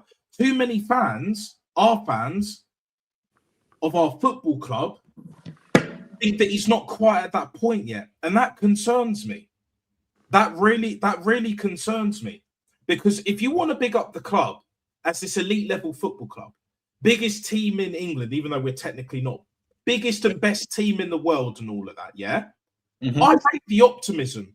I rate the confidence. Yeah. And I'm not a confident guy inherently, but at the same time, you've got to back it up. You've got to show and prove. If you're from, like, you know, a rougher neighborhood, like from the ends, from the hood, or where, however way you want to call it, yeah? If you're from a part of the world where you got to show grit, determination, hunger, heart, desire, and all of that to get to where you need to be, to get what you want and need, yeah? You understand what I'm talking about. But most of our fans, I don't believe that that's the case. And if they do understand it, then they've, you know, conveniently forgotten about it. Because again, it goes back to the comfortability and complacency. Mm-hmm. You know, like, we could very easily end this season with no trophies again. Yeah. At a point now where we're still in all 4 competitions. We can win all 4. Yeah. We can win all 4. We've got the best squad, or one of the best squads in the world. Mm-hmm. They say we have the best manager. I don't believe that's the case, but for all intents and purposes, whatever. Best manager, best squad, best players, but yet we're struggling. Yet we can't play. Here's the thing, guys. We're struggling to even put a 90-minute performance. Can any of you guys and anyone in the chat name me a 90-minute performance this season? Like from minute 1 to 90 plus. No. That we've even played remotely well in all competitions. Because I can't think of any that we played that well for the whole game. No hiccups.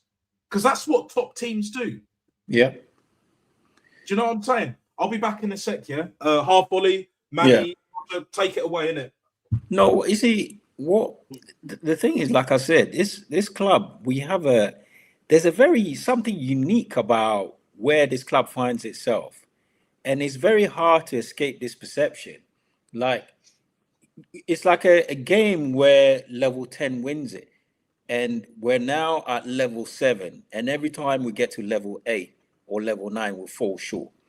And so we see this level 7, the familiar feel, the familiar patterns, etc. And we can see this is what's happening. But I just don't understand the manager and his vision and how he thinks he's going to be able to. I mean, Quadra, do you really see, or Manny, what do you guys? We've got 13 games left in the Premier League. What hand on heart? what is your honest outlook for those 13 games? Where do you see us? Premier League. Kawaja, you can take this one. We just have to win most of our games. There's no excuse. We can't drop points any further. I feel like those 3 games, half volley, that was a massive opportunity to take advantage. We haven't taken it. And I feel like with these last 13 games, you got to win most of it. You can drop points in some of it, but you have to win most of it. Because if you don't win your games, then we're not going to win the league. Yeah, you see, and the reason why I asked the question is that I think we've been here so many times that we have, mate. We have. Yeah, this should be like, we should take this Premier League without drawing blood. Like, we should be conveniently out of sight and winning this league at a canter. And not because I think we're great, because I think everybody else is falling apart. You look at it every season where one team has had the lead or the obvious feel of champions, they've gone ahead and even, I always say Leicester. Fair enough, at the start of the season, people didn't think they would do it. They were going to do it. But Leicester won the Premier League by 10 points. 10 points. If no team out of us, Villa and Man City, is going to win this league by 10 points. Right? And that is a scathing indictment of the state of the league and also the job that Arteta is doing. Because we are the most settled, balanced team at the moment who have all their players together for a longer period than all these other teams. So by default, we really should be running away with this title. City haven't won a Premier League game in 2026, and they're still only 4 points behind us. What are we doing? You've answered that question perfectly, and the worst part is I also want to sort of segue back to what you were saying about how the nice thing about suffering defeats like this is that, you end up having a bit of a shocker to the system and which makes you realize that, you aren't as good as you think you are. The problem is, you talk about previous seasons gone by. In previous seasons, we've had all sorts of horrible shocks. If you take a look at the 22-23 season where we were, comfortably ahead and where we should have run away with it. I think in Sean Dyche's first game in charge of Everton, we went up there expecting to win, but we ended up losing that. And then, we had some jammy results, like against Bournemouth, for instance, but then that 3-3 draw to Southampton, before that, draws against Liverpool and West Ham. It's like, every time you have a bit of a shock to a result, which can be a bit of a shock to the system, it's always a case of saying, you know what, we go again, we move, we're still not going to, nobody can defeat us. And then, of course, when we lost to Aston Villa the following season, at that particular point, what was significant about that was that we were, if memory serves me right, a point ahead of Manchester City. But then when they won their match and we lost, they went ahead of us and they went on to win all their games. So one thing which I always say is that if we fail to learn from our history, we're doomed to repeat it every time. And that goes back to pattern recognition. It's not just the small things. In the end, it becomes the result that gets repeated every now and then. You would think that after suffering defeats like certain defeats, the way we've suffered them, there'd be a period of introspection. And yet the way we go about it is as if no lessons are going to be learnt. Even now, there are probably going to be some people who will say, you know what, Carrick's had his manager bounce. He's not going to do very much with this team. He'll flop against some mid-table team, and then, he'll be given his P45 at the end of the season, and United will hire a new manager. We just go again and make sure we win our games. It's one thing to be confident, but it's another thing to be completely arrogant. And the problem is, as players and fans, not us four, but definitely a majority of the fan base, you see them cross the line from confidence into arrogance. As a means of saying, we don't really need to learn from this. We don't need to improve. It's still in our hands. No, things can change in the blink of an eye. And we see this happen again and again and again. And I also want to big up the legend that is Jez from Jez's Arsenal. He said on the stream, yes, City are going through a bit of a slump, but Arteta is Guardiola, I should say, is no fool. He moved quickly to sign Mark Guehi because he knew that he needed defensive cover with some of his best defenders out injured. And although it's only one game against a dire Wolves team that are going to be relegated, you could see that the composure that has come back into the back line, that will make a difference. In stark contrast, you had a City defence which was exceptionally callow against Manchester United and Bodo Glimt in the Champions League. They were literally ripped new ones. 5 goals in those 2 games. And poor Mark Allain will probably never play a senior game for the club again. So, you know, even if Guardiola has his disappointments and it doesn't quite work out for him one season like it didn't last season because Liverpool were just too good, you will see him being a little bit more proactive in terms of getting transfers in. But as far as we're concerned, ever since Wenger left the club, or even during the, we're not really known as a club that does business in January in terms of buying players in. One exception was, of course, when we brought Aubameyang into the club and sold Giroud to Chelsea, and Chelsea ended up, you know, sending Michy Batshuayi on loan to Borussia Dortmund, from whom we brought Aubameyang. But in January, we just don't seem to be willing to buy anyone. We have a focus on next season, and we're sort of happy with our squad. No, I'm sorry. You've got to make these short-term changes. You've got to be proactive. And take a look at what Aston Villa are doing. Even under the constraints of PSR, they're doing a lot of gymnastics in terms of trying to bring some players in. I believe Tammy Abraham's already come back to the club, which he helped get promoted back to the Premier League. They've had to sell to buy, obviously, but they're doing something. They're being proactive. They're doing what they have to do in order to try and achieve their aims. Whether or not they will achieve them will remain to be seen, but at least you've got to be seen to do something. And I think both you and Nat have spoken about it. It's the comfort, it's the complacency, it's that level of arrogance. And unless we change things, it's going to be more of the same. It's going to be more of the same. And that is one of the reasons why, you know, when you see the way things have gone with Arteta at the helm, there's no way we can continue to defend him. And so that's another reason why, you know, I lost all my goodwill for him after that first full season after the FA Cup win. And I told myself, this guy simply isn't it. He's had chances since then to change my mind and the minds of others who think the way I do, and he's failed miserably. There were even some people, those idiots know who they are, who started to gravitate to say, you know what, I'm Arteta in, I'm trusting the process. And not too long after they have had their hopes and dashed, they end up coming back and saying, no, I don't trust him anymore. No. People like myself, people like Natster, now people like you and Khawaja and a few others, we've stayed consistent. We've been open-minded enough to accept that maybe Arteta has some good in him. And yes, that FA Cup win was wonderful. It helped us have a really good season. But when he started to break up that team, that was when people like me sort of lost faith in him. And there's a limit to the patience of many of us in the fan base. So he can't not know that there are many people who believe he shouldn't be there. He can't not know that we're seeing a repeat of the same thing again and again and again. You know, rinse and repeat. It's disgusting. And in London parlance, we're getting rinsed every single time. And Nast obviously will know what that means. You know, as I said, there's a limit to everything. And unless we see a willingness of Arteta to change and really start, you know, being a little bit more honest with people, honest with the fans, it's going to happen. And it's interesting you spoke about Eze as well, and I will end on this. If he has a bad attitude, don't select him for in the squad. But maybe, you know, given he's only just arrived this season, he can't be seen to be completely, you know, lowering the boom. But it puts into perspective as to what the real issue was between him and Pierre-Emerick Aubameyang, who was also supposedly exiled because of his attitude. And I'm going to die on this hill that if Aubameyang had lost his love for the club and no longer felt happy at Arsenal, Mikel Arteta was the one to blame.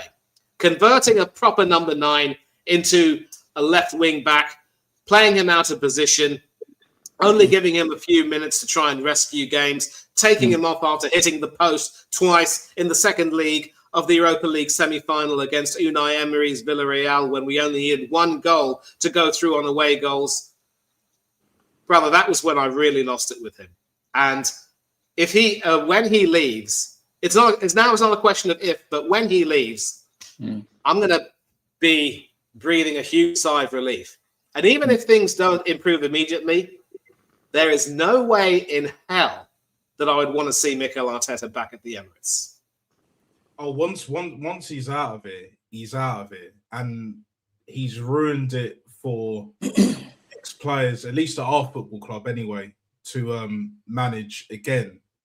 And even Josh Kroenke knows that he can't pull this PR process, because part of the process was Vinay, who was here beforehand, obviously now he's at Spurs, Edu, we still got Garlic here, but basically Tim Lewis, who's no longer here. That they were all part of that process.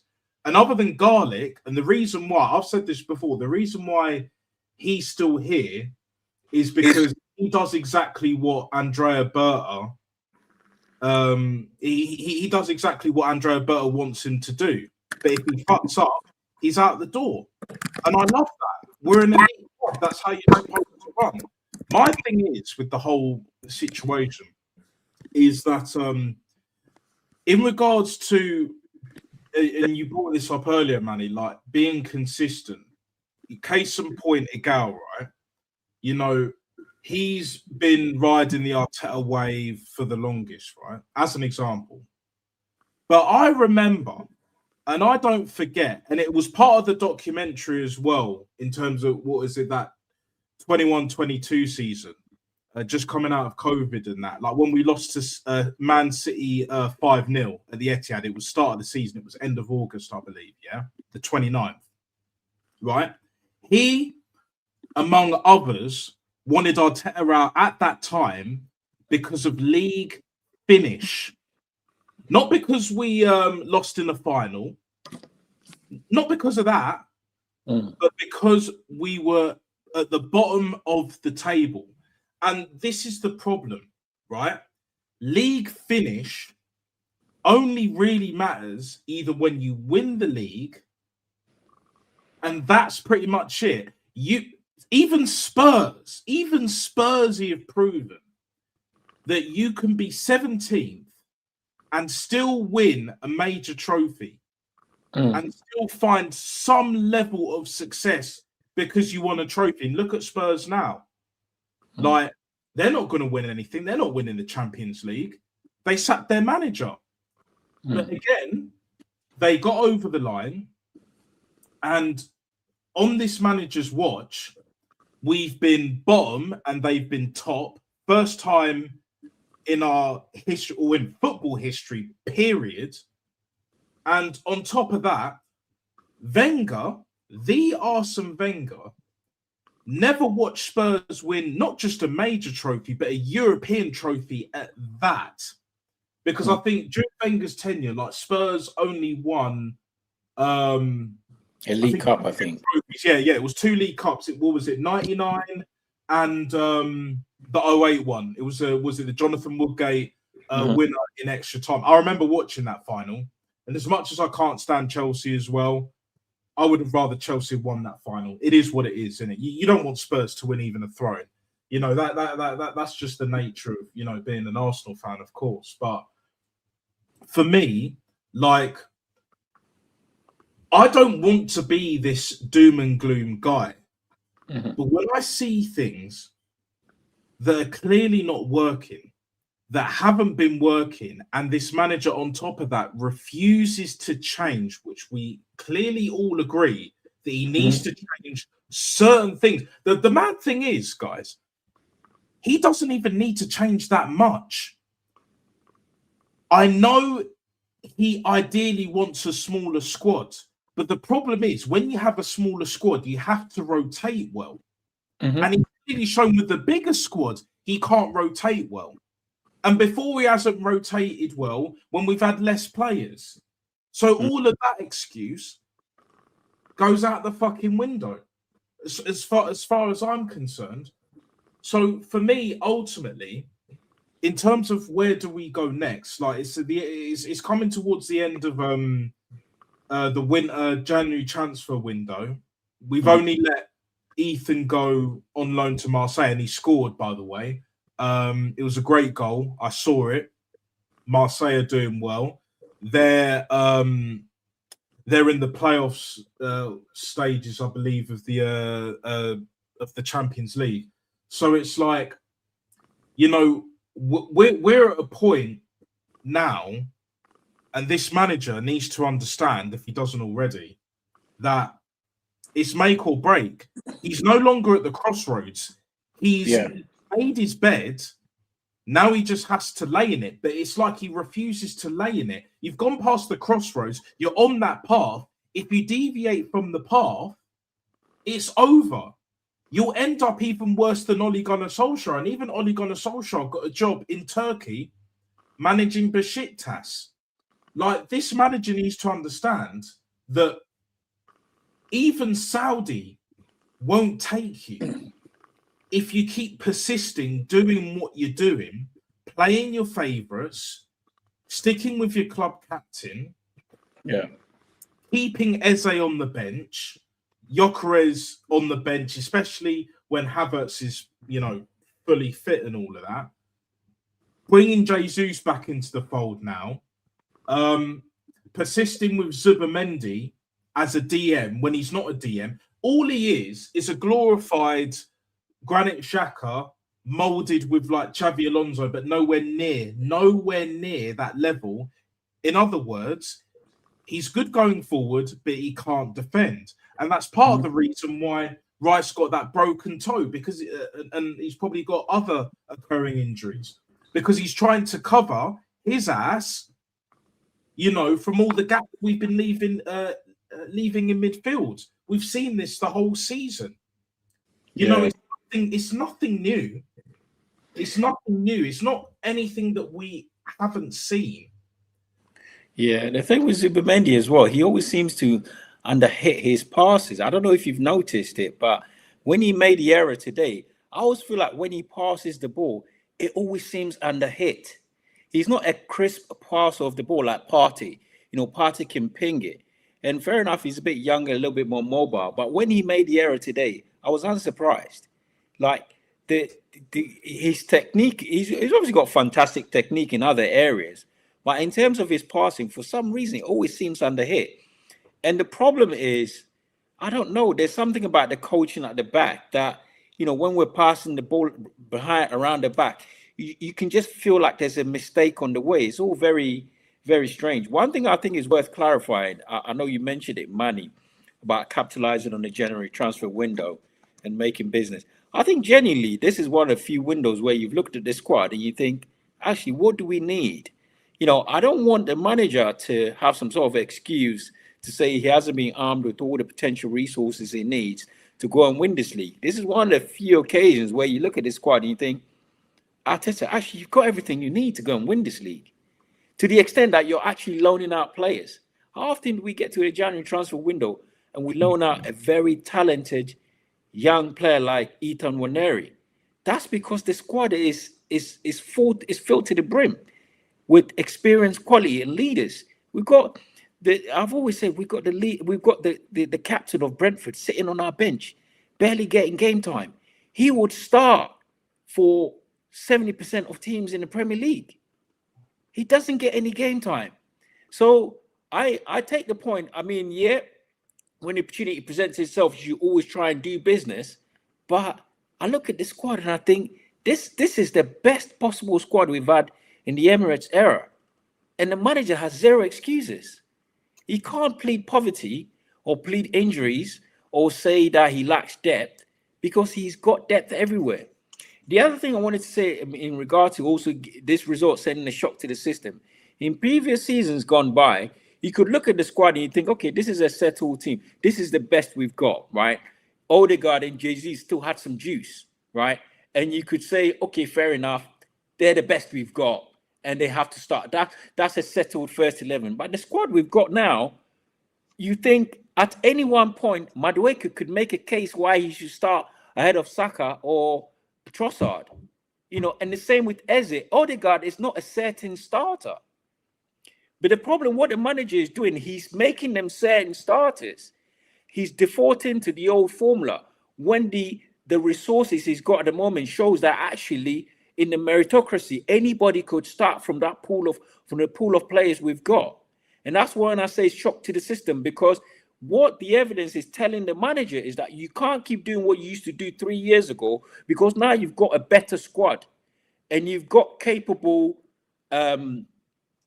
substitutes or whatever you want to call it, who can come in and perform. So him continuing to pick Odegaard, him picking Jesus, when the evidence shows that these players have had their best days, is telling them you need to change it. This is not a fully settled team. I could close my eyes and I still couldn't pick the best 11. It would be based on performance and it would be based on output. That's how this team is at the moment. Whereas in the past, you could look at it and say, actually, you know what? This is the best 11 we've got. The depth is just a little bit, it is what it is. There's not much you can do. And in regard to the manager, I think Arteta would benefit from actually going and plying his trade elsewhere. He's still a relatively new manager, having given, an enormous amount of support and freedom to build his repertoire. But I think at the end of the day, he's still an inexperienced manager. And for a club of our size, I mean, Wenger was justifiable because Wenger had a bit of history. He was at Monaco before he went to Nagoya Grampus in Japan and learned about all these diets and stuff and brought it to the Premier League. So he built a body of work from different environments. When you look at Arteta, Pep, he's worked under Pep, and he's come to a club of our size, a huge club, 6 years. And what is the end result? Where does it end? He's still a rookie manager. So I think for the sake of his sanity, I think if I was him at the end of the season, I know he's very well paid and nobody wants to walk away from a very well paid job. But actually, this job now demands an elite proven manager, somebody who's been there, who's done it. I don't want to try another rookie manager, an Areola or a Maresca. No, I want somebody who's elite, who's done. I'd even take a Mourinho. I'll take Jose Mourinho for one season because he's been there, he's done it before, right? So the task at hand at the moment, I think the job at this current point in time is too big for Arteta. He's going to drive himself insane trying to make it work because he hasn't got the skill set at the moment. This needs an elite manager who's willing to take risks, who has he has a body of evidence that he can call upon and say, I've done this before when I won the league here, and this is what I'm going to do. Arteta can't do that because he's never won the league. And that's the issue I think we've got at the moment. And I'm just going to sort of add to that by saying, and I want to thank you for clarifying the whole shock to the system thing. Yes, he has a good squad now, but then is it really that good? I mean, any manager worth his salt would be smart enough to see that, with certain big players, cracking up due to injuries and so forth, you'd bring some of your players in. But then if he doesn't trust Christian Norgard, why the hell did he sign him? Yeah. And so you judge your squad basically by how often and how frequently they're being used. And it's not simply enough to sort of have them play in some dead rubber games in, the Champions League or maybe some FA Cup games against weak opposition. No, if you aren't willing to give your squad members a chance, especially given how much money you've spent on them, whether or not you rate them, you claim you rate them, but clearly you don't. How can you possibly justify having bought them? And so it goes back to that question: is the squad really that good? We've seen Eze take his chance magnificently in the North London derby, but now he's hardly had any involvement since. And he was also made a scapegoat for the Matthew Cash goal when we played Aston Villa at Villa Park because he wasn't able to track the run of the player in question. But I'll tell you what, maybe if you hadn't have played Eze in that position on the wing, he wouldn't have been in that situation in the first place. And also, if Rice is now broken down so much that he's now gone from rice to porridge, so to speak, this is the right time to sort of bring the Brentford captain in and see what he can possibly do. But then if you aren't willing to do that, then you've just shown that you don't really have the seriousness when it comes to buying players. You want to buy players to make the squad look good. But if you aren't willing to trust those players you buy, then you might as well not even have a big enough squad. Mm-hmm. And that actually, if anything, makes his offenses this season all the worse. Wouldn't you agree that Aston Villa was an even bigger shock to the system? I mean, what it did was it probably heightened the level of grudge amongst the fan base because of the Unai Emery and Emi Martinez factor. And let's also not forget Daniel Marlin, who has since moved to Roma, was also a former youth player with us. So, as Nasser can agree, because we made that return clash at the Emirates personal, I think we got our act together in the second half. But even in the first half, we were being outplayed and outcoached. And it was only after Amadou Onana, I should say, went off injured that we started to get a foothold in the midfield. And Mikel Merino, that lucky bastard, should have been sent off for hauling down Morgan Rogers. We can all agree on that. And any honest Arsenal fan will also agree. And yet you had Arsenal fans giving it, that big chest saying, we've shown that Unai Emery is not fit to lace the boots of Mikel Arteta when clearly it's not true. We've put Aston Villa back in their place. They will never compare to us. And now, all of a sudden, they're suddenly 4 points back behind us. And, of course, if they hadn't have lost to Everton last week, they'd be 1 point behind us. So, again, we're just seeing the same mistakes of, that level of arrogance and hubris from the manager. It's all coming from the manager. From the top down, the fish rots, as we say. And so when you have that arrogance and hubris from the manager, it filters down to the fans, although the fans also have a sort of a level of arrogance by themselves. I guess what I'm trying to say is, if you have a big squad, but you don't use the squad properly, that's a criminal offense in and of itself. Mm-hmm. And so even with this shock to the system, I don't think any of us will actually see Arteta making any kind of changes, because he'll probably look and say, it's about fine margins, guys. We got it back to 2-2. We took the lead first up. It was a silly mistake, but we won't make these same mistakes again. No, we know, Mikel, that you are going to make these same mistakes again. We know that you are going to run Declan Rice and Bukayo Saka into the ground. We know that your decision to send Nwaneri off the ball at Marseille and be stuck with Nono Madueke and others, I say Nono, his real name is Noni, but you know why. We all know that your decisions regarding tactics and team selections are going to hurt this team. And you are the one who bears responsibility for picking the match day 20 and the first 11 and your substitutions. And he's doing it again and again and again. Aston Villa was a shock to the system because our fans wouldn't have wanted to lose to Unai Emery. And that was a real dagger, and it really cut some of our fans deep, and we made it personal. We got our revenge, but we couldn't even channel that, I should say, into these other matches. Pathetic draws against Liverpool and Forest, and now a loss today. That's 2 points out of 9. This won't even be a shock to the system because we're not going to see any rectification of those mistakes. And so it will take something seismic for things to change. And a lot of us will already realize now that this bloke just isn't it. And he's got to go.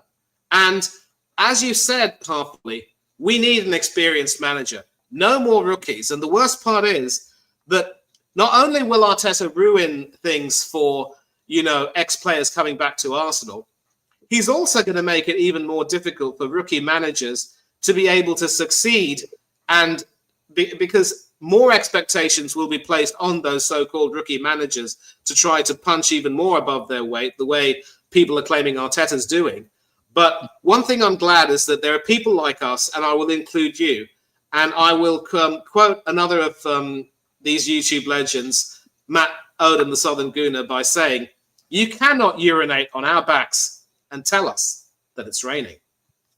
100%. A lot of it is down to negligence, because no one can sit here and say like that this manager's still rookie. Like you're in your 7th season, you've had over 6 years now to get it right, and other than one FA Cup, which wasn't with your own team, like who did you buy? You bought Cedric and you bought Pablo Mari, who you didn't really utilize that much. You used Cedric more, but that's about it. Like, other than that, like, he's had basically, up to this point, damn near everything at his disposal. And Manny's right. Like, he's made it a lot more difficult for up-and-coming managers to perform, especially in this league, to try and, succeed, to try and get the trophies, even to the point of like getting Champions League football, which I don't class as a trophy, or just getting in Europe, like Europa League, Conference League, and that, like, staying in the Premier League. I mean, don't even get me started with staying in the league and all that bollocks. But like, for me, like, the way I see things, like, this whole club, I don't see this result ultimately being a shock to the system when you see the reaction or lack of reaction with the match going fans. DJB was at the game. He said that there weren't enough boos at full time. And for me, that tells me everything. Like, it goes to show that we're not this elite level club that we proclaim to be. Because if we were, look what happened at Real Madrid.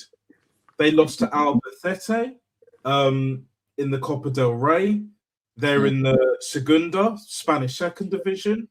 And you saw the accountability after that. Do you know what I'm saying? Like, I know Xabi Alonso got sacked before that, but still, it's like, if we're meant to be competing with Real Madrid, not just off the pitch, but even on the pitch, that we know what they meant by saying that shit. It wasn't just off the pitch, it was on the pitch as well, because you have to sell it to all the fans, not just some of the fans, not just a certain member of fans, like the upper class, you know, the elites, whatever. Like, you got to sell it to every Arsenal fan around the world.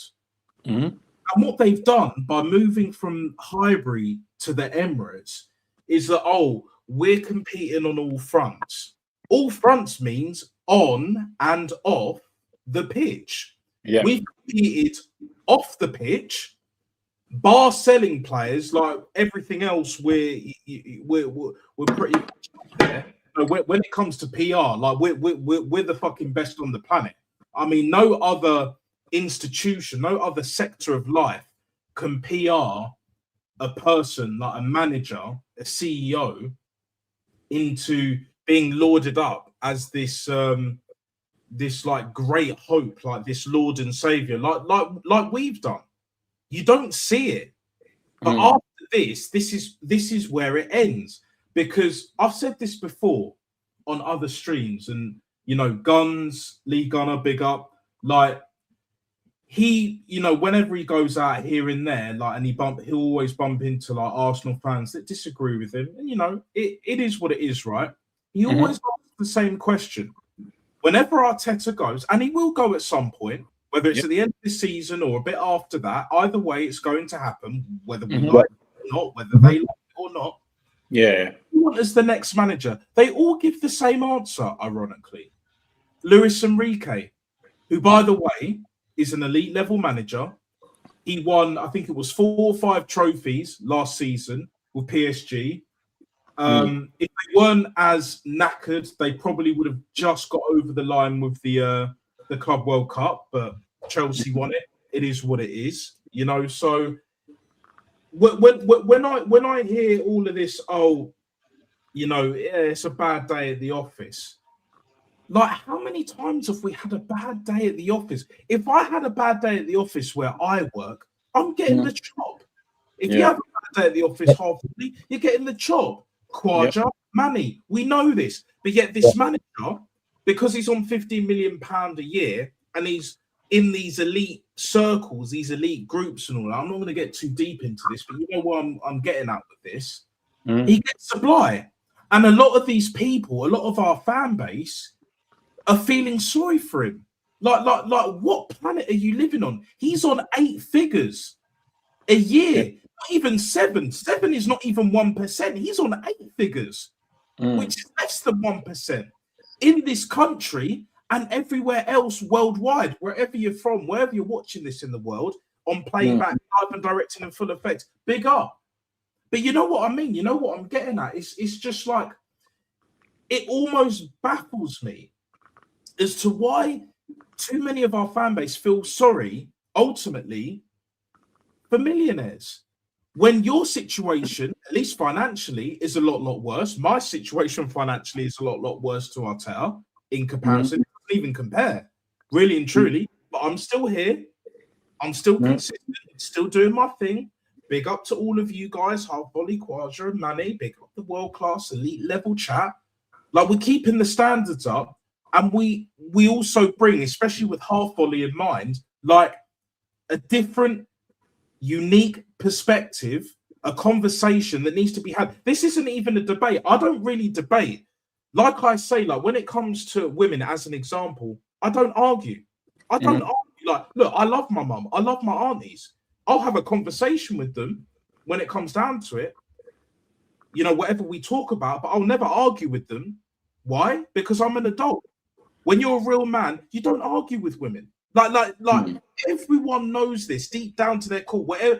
Whatever side of the fence you're on, like we all know this. It's common principle. Just like it's common principle that if you're at the highest level, your revenue's up.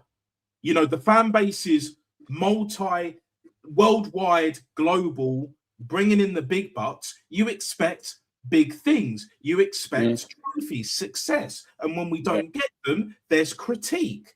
There's criticism.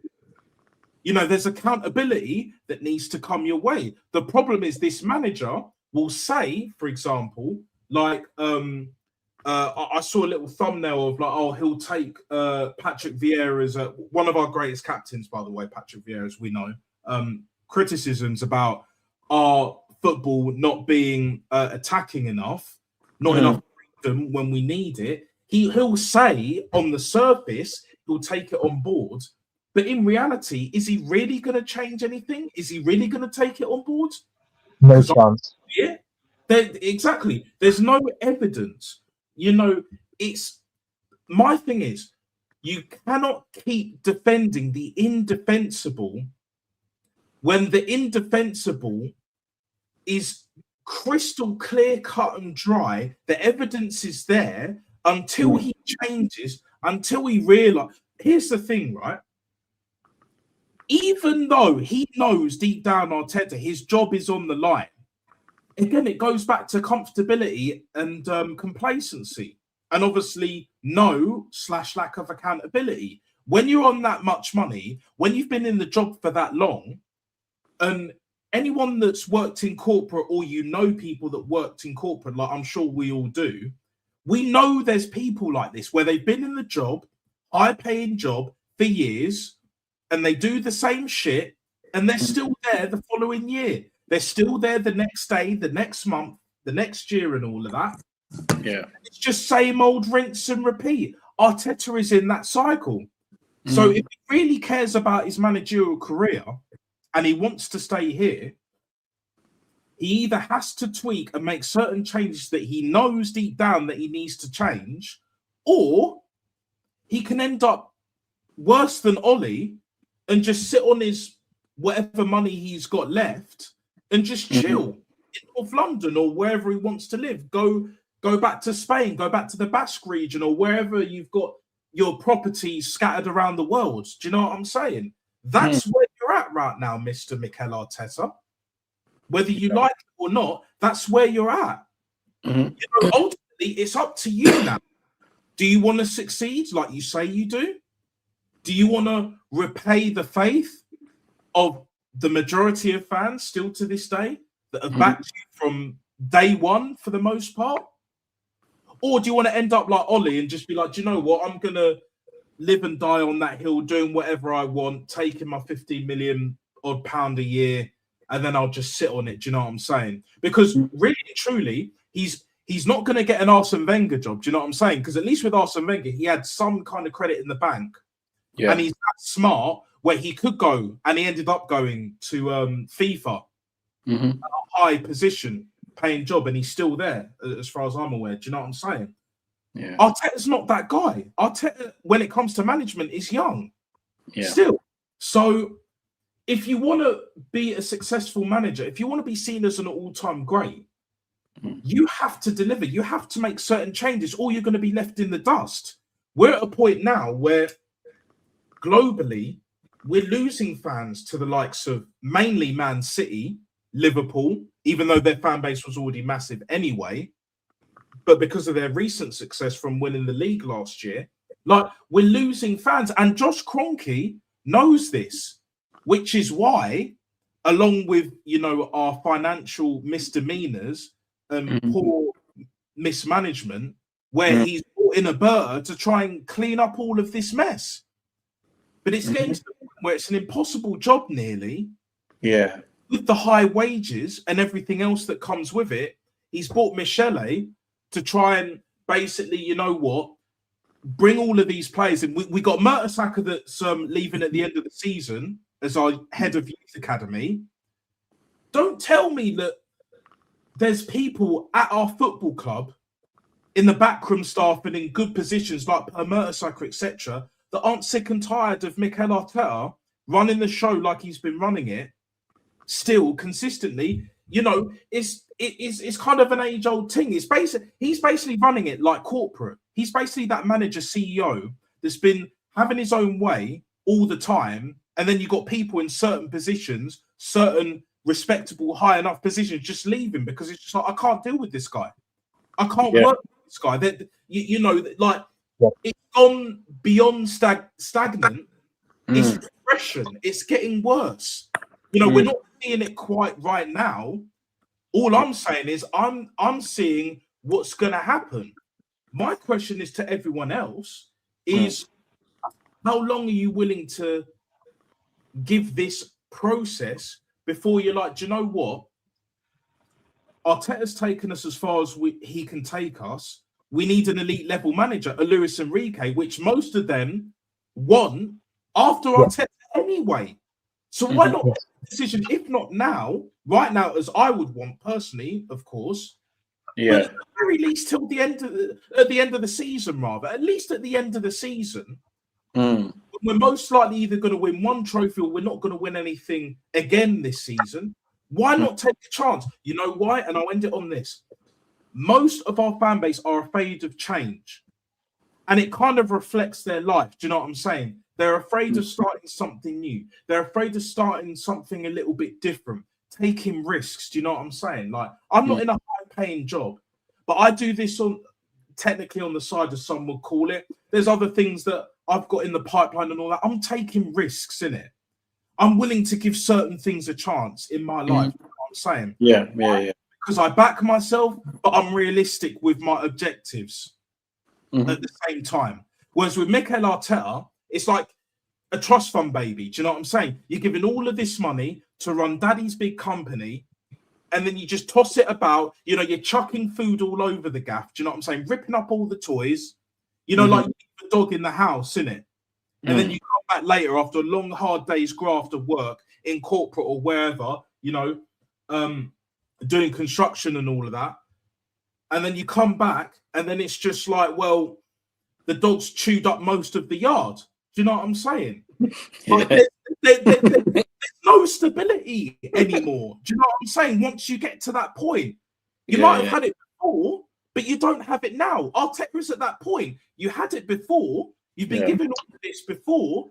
You don't have it now, and you're in a position where you have to deliver, regardless of what your naysayers or, you know, the people that still back you or fully believe in you, whatever. You have to deliver, because Berta's here. Kroenke's already had enough. He doesn't want the heat coming his direction, which is why he brought Berta in the first place, and then Berta brought Michele in. Things are changing, and Arteta doesn't like the change. So he's digging his heels in like a bitch, which is what bitches do. You know what bitches do when they're put up against the wall, when they're backed into a corner? They dig their fucking heels in. All of that bullshit, yeah? And when it's too late, they'll still be making all of these fucking bullshit-ass excuses, and then they're left to the wayside. If Arteta don't fix up, that's where he's heading. Tell me I'm lying. Tell me I'm wrong. It is what it is. Do you know what I'm saying? Yeah, man. Yeah, now big up Quadra, man. And big up now. I mean, I think you said it all. One thing that I think I would like some corroboration on is, I do genuinely, this squad is good enough to win the league. This is a good squad.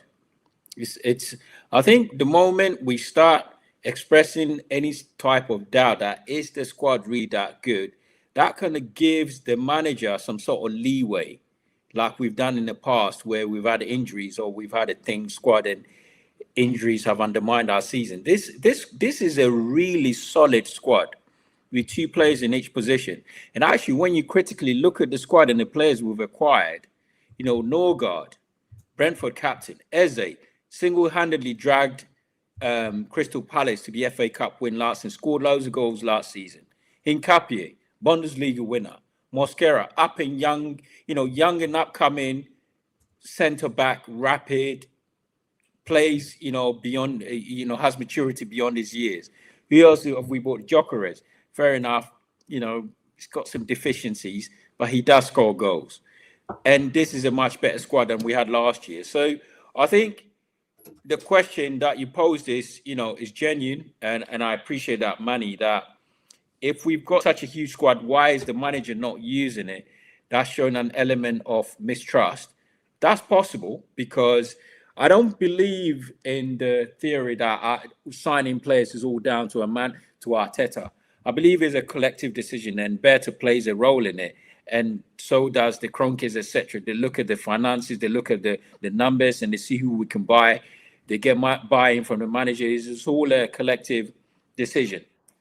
But what I'm definitely convinced of is that this team, especially some of these players who are not getting game time, should be getting a lot more game time than they're getting. And the reason why they're not getting it is because the manager is rigid and shows an insane and unhealthy amount of favoritism towards certain players.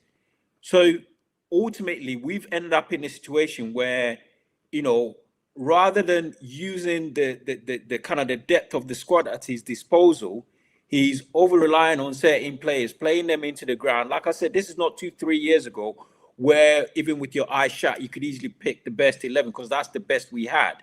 Now you have to pick it based on evidence, form, and output because the squad is that deep. So I genuinely believe this is a good squad. It's good enough to win it. In the hands of an elite manager, we'll probably be about 10, 12 points easily ahead. By virtue of the fact that it's not only a deep squad, but also the usual protagonists, City, etc., are not that good. This is not the City of 3 seasons ago who can put runs of 10, 15 games together and win the league. They can't do it, and the evidence shows it. And it's the same at Liverpool. We're 14 points ahead of Liverpool. So the conditions have not been perfect. When you combine it, this squad, the rivals, the operating conditions, the stability that we've got and everything else, there's really no excuse why this manager can't go and win this league. And I think any sign of doubt that the resources at his disposal are somehow deficient in allowing him to get over the line kind of opens the door to these sexuals to start saying, oh, but we've got injuries. Oh, we've got this. They can't say that now. And like I said before, I can genuinely look at this squad in this window and think, actually, I can't. Maybe if an elite striker becomes available, maybe we might entertain that idea. But that would be a lot of money. We didn't even need Gay, because we've got enough centre backs and we've got enough versatility across our back four for us to move around the deck chairs. So this squad is good enough.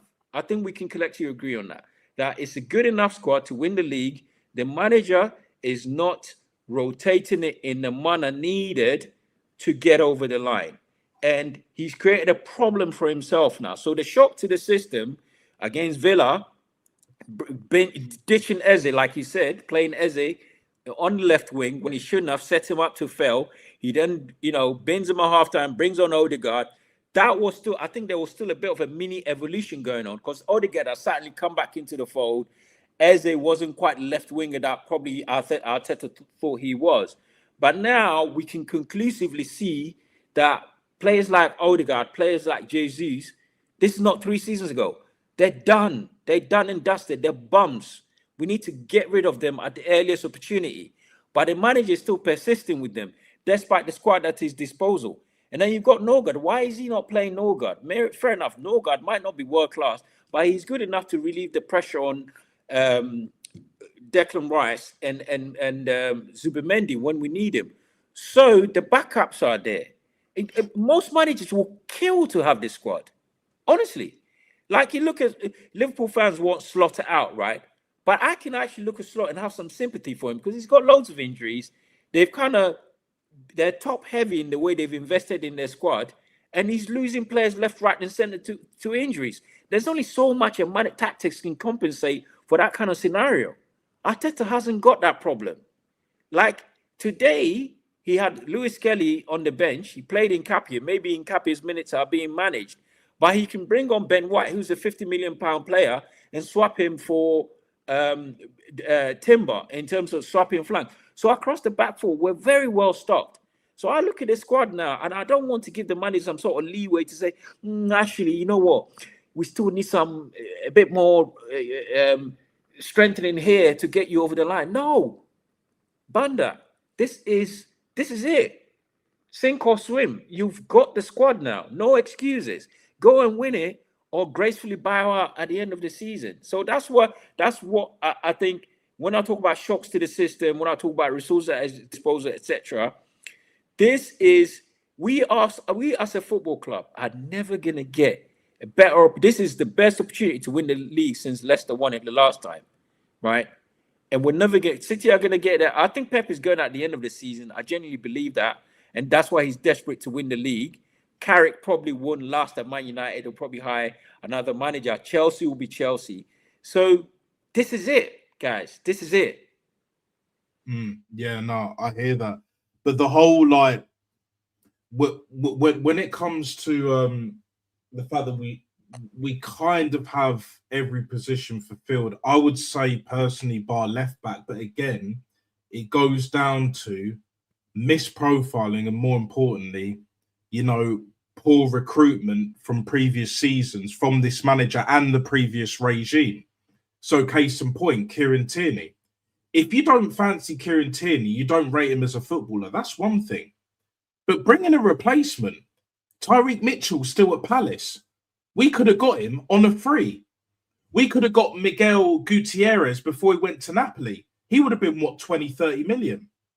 Because let's be honest, Nketiah can play left back, but he's not a left back. Mosquera's not a left back. Timber's not a left back. Miles Lewis-Skelly's not even a left back, bro. Do you know what I'm saying? Miles Lewis-Skelly. Yeah, like Miles Lewis-Skelly should be our midfielder, along with Norgard, who we bought, and obviously the Declan Rice, Mendy, Odegaard. Havertz was technically a number 10 and all that. That hasn't worked. And Zinchenko, another one, was a number 10, but because Pep used him as a left back, Arteta was like, oh, I can change him. I can change him. It's that same guy that goes on about, oh, I can change her. I can change her. No, bruv, she's a hoe. She was a hoe, always will be a hoe, is a hoe. It is what it is, bruv. Do you know what I'm saying? There is nothing you can do, no tactical genius or awareness that's going to change that, right? When it comes down to it, if you have mismanaged your squad poorly, if you've not recruited well enough, that's the reason why we've got Timber playing left back, because you don't trust Miles Lewis-Skelly, even though he's clearly not a left back. We've got Zinchenko out on loan to Forest because you can't trust him anymore. You got rid of Kieran Tierney because he doesn't do the inverted, left back, full back bollocks. Do you know what I'm saying? As well as Timber can do it. Like, we bought Norgard in, you don't trust him. We loaned Ethan out to Marseille because you don't rate him. Super talented player. We got rid of Smith Rowe, super talented player, or at least, at the very least, talented, because you didn't fancy him, even though he was a number 10 that could play on the left as well. He could even probably play on the right, but definitely on the left. Reece Nelson as well, squad player, out on loan and all that shit, or we sold him, whatever the case may be, 100K a week. Like, it's all of these compiling issues. And until Arteta looks in the mirror and realises, I have fucked up this squad, not just by running these players into the ground, but also by mismanaging and misprofiling the players that we already have, but also the players that have come and gone, including the ones that have been put out on loan, etc. Which is, he don't have the eyes. He, when it comes to talent ID, Arteta is woeful. At least with Arsene Wenger, proper midfielders. Did he get in bums? Absolutely. Did he get in players that were dog shit, like the Almunias, etc.? Of course he did. Every manager's had bums. Fergie has had bums. He brought Bebe in. Do you know what I'm saying? He done shit. And others, McAden was meant to be the next big thing. Look how he turned out. Do you know? So it's just like every manager, regardless of the levels, has brought in bums. Mm-hmm. But when you have brought in scrub after scrub, Kivior hasn't worked. Pablo Marie hasn't worked. Cedric hasn't worked. Sambi Lakonga hasn't worked. Fabio Vieira. Oh, I knew Bernardo Silva. Well, clearly that flopped as well, didn't it? You know, like compiling issues, pattern recognition, time and time again, when you keep doing the same shit and expecting different results, that's beyond insanity for me. That's beyond insanity. And what you saw tonight and what we're going to see for the rest of the season is this guy picking his favourites, managing this squad like a small squad, but we don't have a small squad. Do you know what I'm saying? Do you know how backwards that is? In other words, he can't manage a bigger squad. He can't manage a big squad. No. Like players, you know, he's mismanaged them. You know, the tactics are off, especially this season, and even last season as well to a degree. Like, they're all off.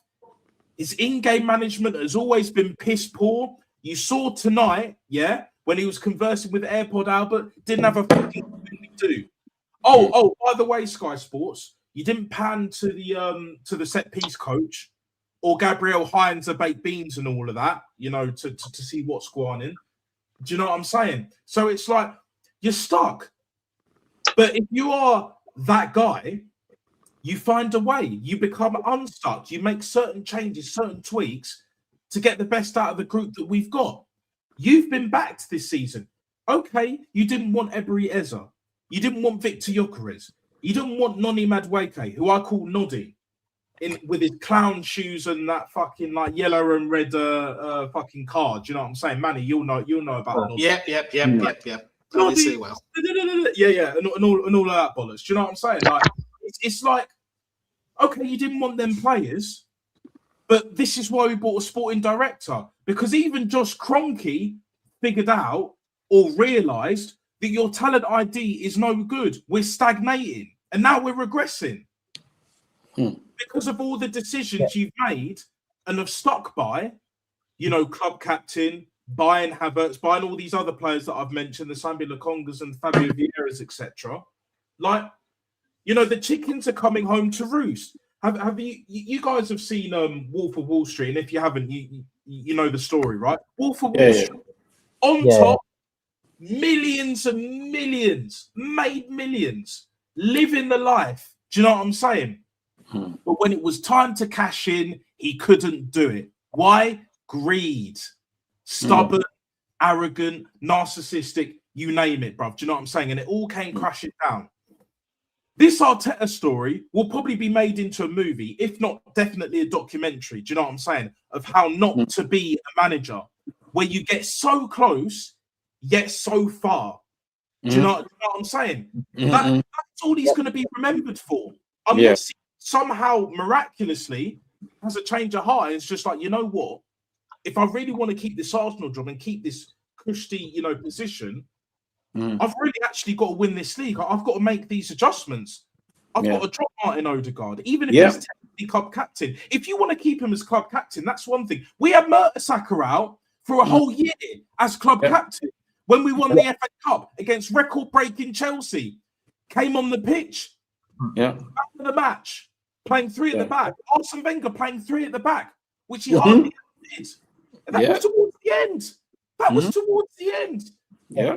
This manager started with three at the back, and he's never gone back to that since. Yeah. He's played the odd 4-4-2 in game when it doesn't really matter that much in certain situations to try and, you know, experiment. You know what I'm saying? Like flex his muscles and all of that malarkey, right? Yeah. But when it really matters, he don't bring out the 4-4-2 like he's done in a few other games. He doesn't bring out a 4-2-3-1 that's attacking. He doesn't bring out a 3-4-3, a 3-5-2. A 3-5-2 will actually do this team wonders. You know why? You know why I'm going with this, people? Ben White, when we signed him at Brighton, where was he playing? Centre back in a back three, £50 million. Him next to Gabriel and Saliba in a back three will definitely work. You can have number 10 and you have your two strikers. So you can have a second striker. So, for example, let's just say, for argument's sake, you have a Jesus in it. or better yet, Mikel Merino, innit? Who Yeah. will press, who will make things difficult, who will make them, cynical challenges. Do you know what I'm saying? That we know he can do, that he has done, even shown this season, with a Victor Gyökeres up front. And then you have an Eze at 10. You could have a Saka at right or Madueke at right. You could even put Bukayo Saka in at number 10. You know what I'm saying? And then have a Trossard or even Jesus on the left. And then you have the Rice and the Zubimendi in the pivot, in the 2 centre mids. But you have Rice sitting and you have Zubimendi further forward. We got cover at the back, but we also got options going forward. I'm not a manager. I'm not even a coach. I've got a level 1 refereeing badge for rugby, not even football, bruv. And I can see this shit. Yeah? So if I can see this shit, and I've not even played football at a high level, I've not even played rugby at a high level, how can this manager not fucking see it? He's got the badges, bruv. Yeah. Again, it comes to mentality. There's just not, there's just, I think with Arteta, just not enough in terms of tactical variety and thinking outside the box. You see what's going, the rigidity is so profound, he's petrified of deviating from it. And that's what we're seeing at the moment. That's why he can't use the full breadth of the squad. The squad is deep, but he just wants to use a small proportion of it because that's what he's used to. He doesn't want to take risks. And I think we played the best football this season when we actually had Eze in the 10 and we had Merino up top. And, Merino is actually a credible striker. When you play him as the out and out number 9. So, and we've somehow defaulted back to this really painful football. It's just I don't know, man. Guys, sometimes we're 23 games into the season. I don't know how we got here. 10, 15 games into the season, you could possibly see some real changes in the way Arsenal were playing. And the mentality and the patterns and everything else. And like I say, our output and the way we play is closely linked to the players that we pick. If Arteta doesn't drop Odegaard, he's not winning the league. And this is not me trying to scapegoat one player, but I think, that position that Odegaard occupies really sets the tone for everything. It shapes the pattern. It sets the tone for the way we play. It's a really key position. And 3 seasons on, it's quite clear this guy's had it. So even by immediately dropping Odegaard, Arteta is going to get an immediate upturn in the pattern in terms of the way we play, the shapes of our attacks and everything else. So for me, one of the biggest problems to Odegaard is he looks very fragile, right? And very weak for a 27-year-old. It's actually quite shocking, the physical decline. I think that the only duo he won today was when he dragged back Casemiro on the touchline. That's the only time where he actually committed a foul. He's so petrified of putting his stick in his foot in. He's got some tackleophobia, whatever you want to call it. He's actually frightened of a tackle, and it's actually quite strange to watch. And I know Arteta watches a lot of video playbacks. He watches a lot of video analysis, and he will see this. So this is the 3rd game. I think he booked Odegaard 78th minute against Liverpool, 58th minute against Forest, and today 54th minute. That is an admission that something is wrong. When you're chasing a game, you need to go back. You're hooking your captain. What does that say to your own judgment, and what does that say to the players? So for me, if I could pick out one player who I think has really impacted us in a very negative way. And this is not because he's a bad player or because he lacks technical ability. It's just because I just think our footballers moved away from Odegaard. And it's about time Arteta accepts this. And once he accepts it, things will be a lot easier. And then try other people. Now Ethan has gone on loan. We've now got the option of Eze or Merino in the 10. And it's not like a false dichotomy. I'm not saying it's a start choice. But Arteta's created this situation now where we've got somebody who's captain and he neither has the leadership qualities nor the quality to drag this team to the title. And that's a huge problem. He could have avoided this problem by just picking the team on merit. So Odegaard, your captain, I just picked the team on form. If Eze scoring goals, he plays. Very simple. And if you go to a press conference and you get pressed by all these rabid journalists, just tell them, look, the team is being picked on merit and form. That's it. They would give you a lot more credit than saying that, all the players voted for him as captain, and it was an open vote and they still picked him, so he must play. That is absolute nonsense. And so he's created a problem that he didn't have to create.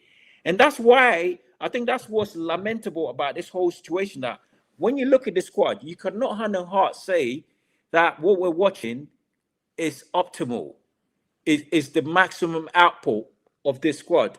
We know that this squad is much, much better than what this manager is producing, right? And that's the problem. In years gone by, you could say actually he's working some wonders because he's had injuries and he had, depth issues, etc. So, but actually, given the robustness of the squad, it's quite bizarre how he's underperforming.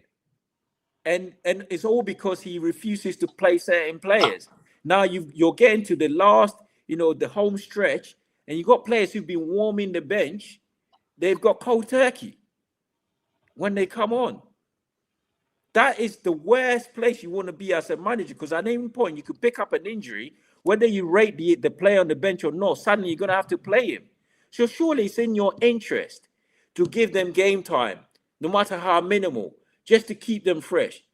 There's no justification for Eze having 23 minutes in 6 Premier League games. Absolutely not. I can't see it. Even if you think he's lazy, his attitude is poor, etc., you're still going to need him at some point.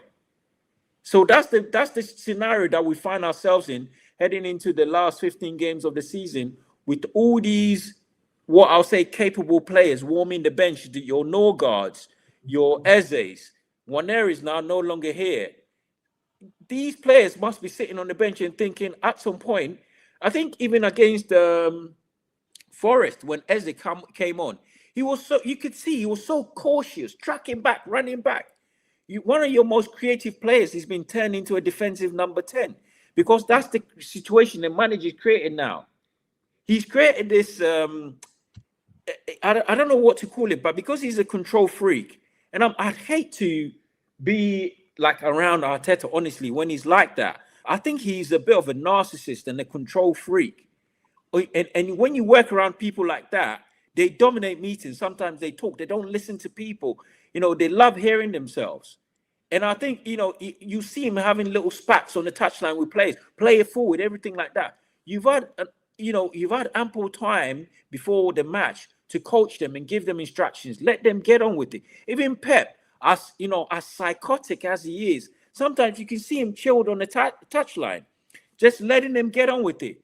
Pep played this guy in midfield. He's showing that he wants to change. Whereas I see with Arteta, I think he's turned into like a mini Wenger. He's had so much power now. I think people are probably afraid to question him. I'd hate to see what's going on behind the scenes. I'm sure when Arteta walks into London Colney, everybody will, the boss is here. The boss is here. He's here. Like, honestly, I can picture that scenario. He's built that power base. And you get that in sports. Sports is very prone to people working themselves into this powerful position, and they suppress everything. They purge people. And that's what Arteta's created at this squad now, in this club now, I think is unhealthy. And you can see it. He's become a bit of a control freak. So when you see our players passing the ball around the back, they're very nervous. They're scared of making mistakes. We should be playing with freedom, with happiness. We've got the best squad. Nobody's better than us.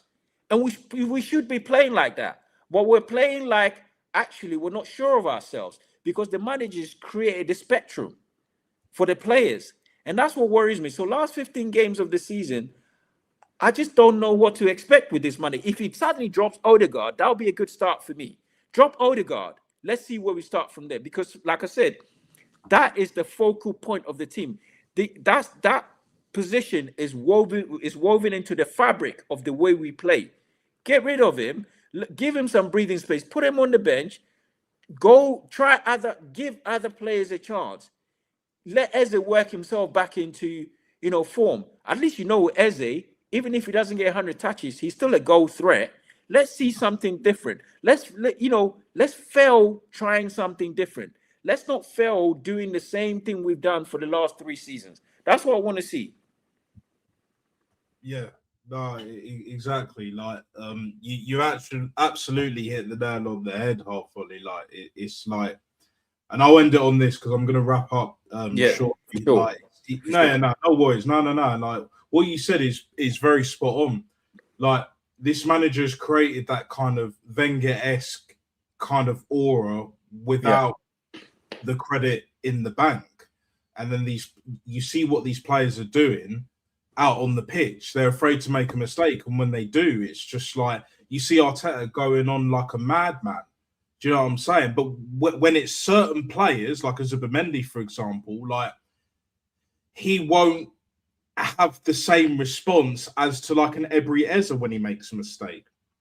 Victor Gyökeres, if he's not tracking back. Ethan, you name it. And it's just like, ultimately, we're sick and tired of the hypocrisy. And I'll end it with this, right? If this manager really wants to be an Arsenal legend, because we know he has a chip on his shoulder, right? If he really wants to cement himself as a legend, if he really wants that statue, you have to do what's right for the football club, not what you personally prefer in terms of the Odegaards, the Jesuses, the Havertz that are from a different era now, almost, even though it was 2-3 years ago. But that time has passed. Football moves on very quickly. We know this. So he has to make those certain adjustments. And if it doesn't happen after this game, it will never happen. We'll see the same thing. Like against Carriat, like, we're going to see a makeshift team either way because we're already top 2 anyway. We'll beat them. We could beat them with the youth team. Do you know what I'm saying? Like, Carriat have got nothing to play for. We've got nothing to play for. It's a dead rubber. It is what it is. Against Leeds, though, expect more of the same. And against Chelsea, expect more of the same. Unless this manager realises after tonight that if I don't change anything now, it's going to get a whole lot worse. We all know that there's tension in the ranks amongst the players with the manager and the coaching staff and all of that, and the players. Yeah. You know, like, there's been a number of indicators. You know, if you don't even need to look that hard, like, you don't even need to look that much into it. You can see it there. You saw it at Chelsea before the second half with Rice and AirPod Albert. You know, like, you've seen certain bits, you know, in the summer, you know, in training and all of that. Like, there's certain signs, and it goes back to the pattern recognition. Like, if you have a harmonious team and you have a way of playing and you stick to that, but you'll make certain adjustments when things don't go well, you'll become successful.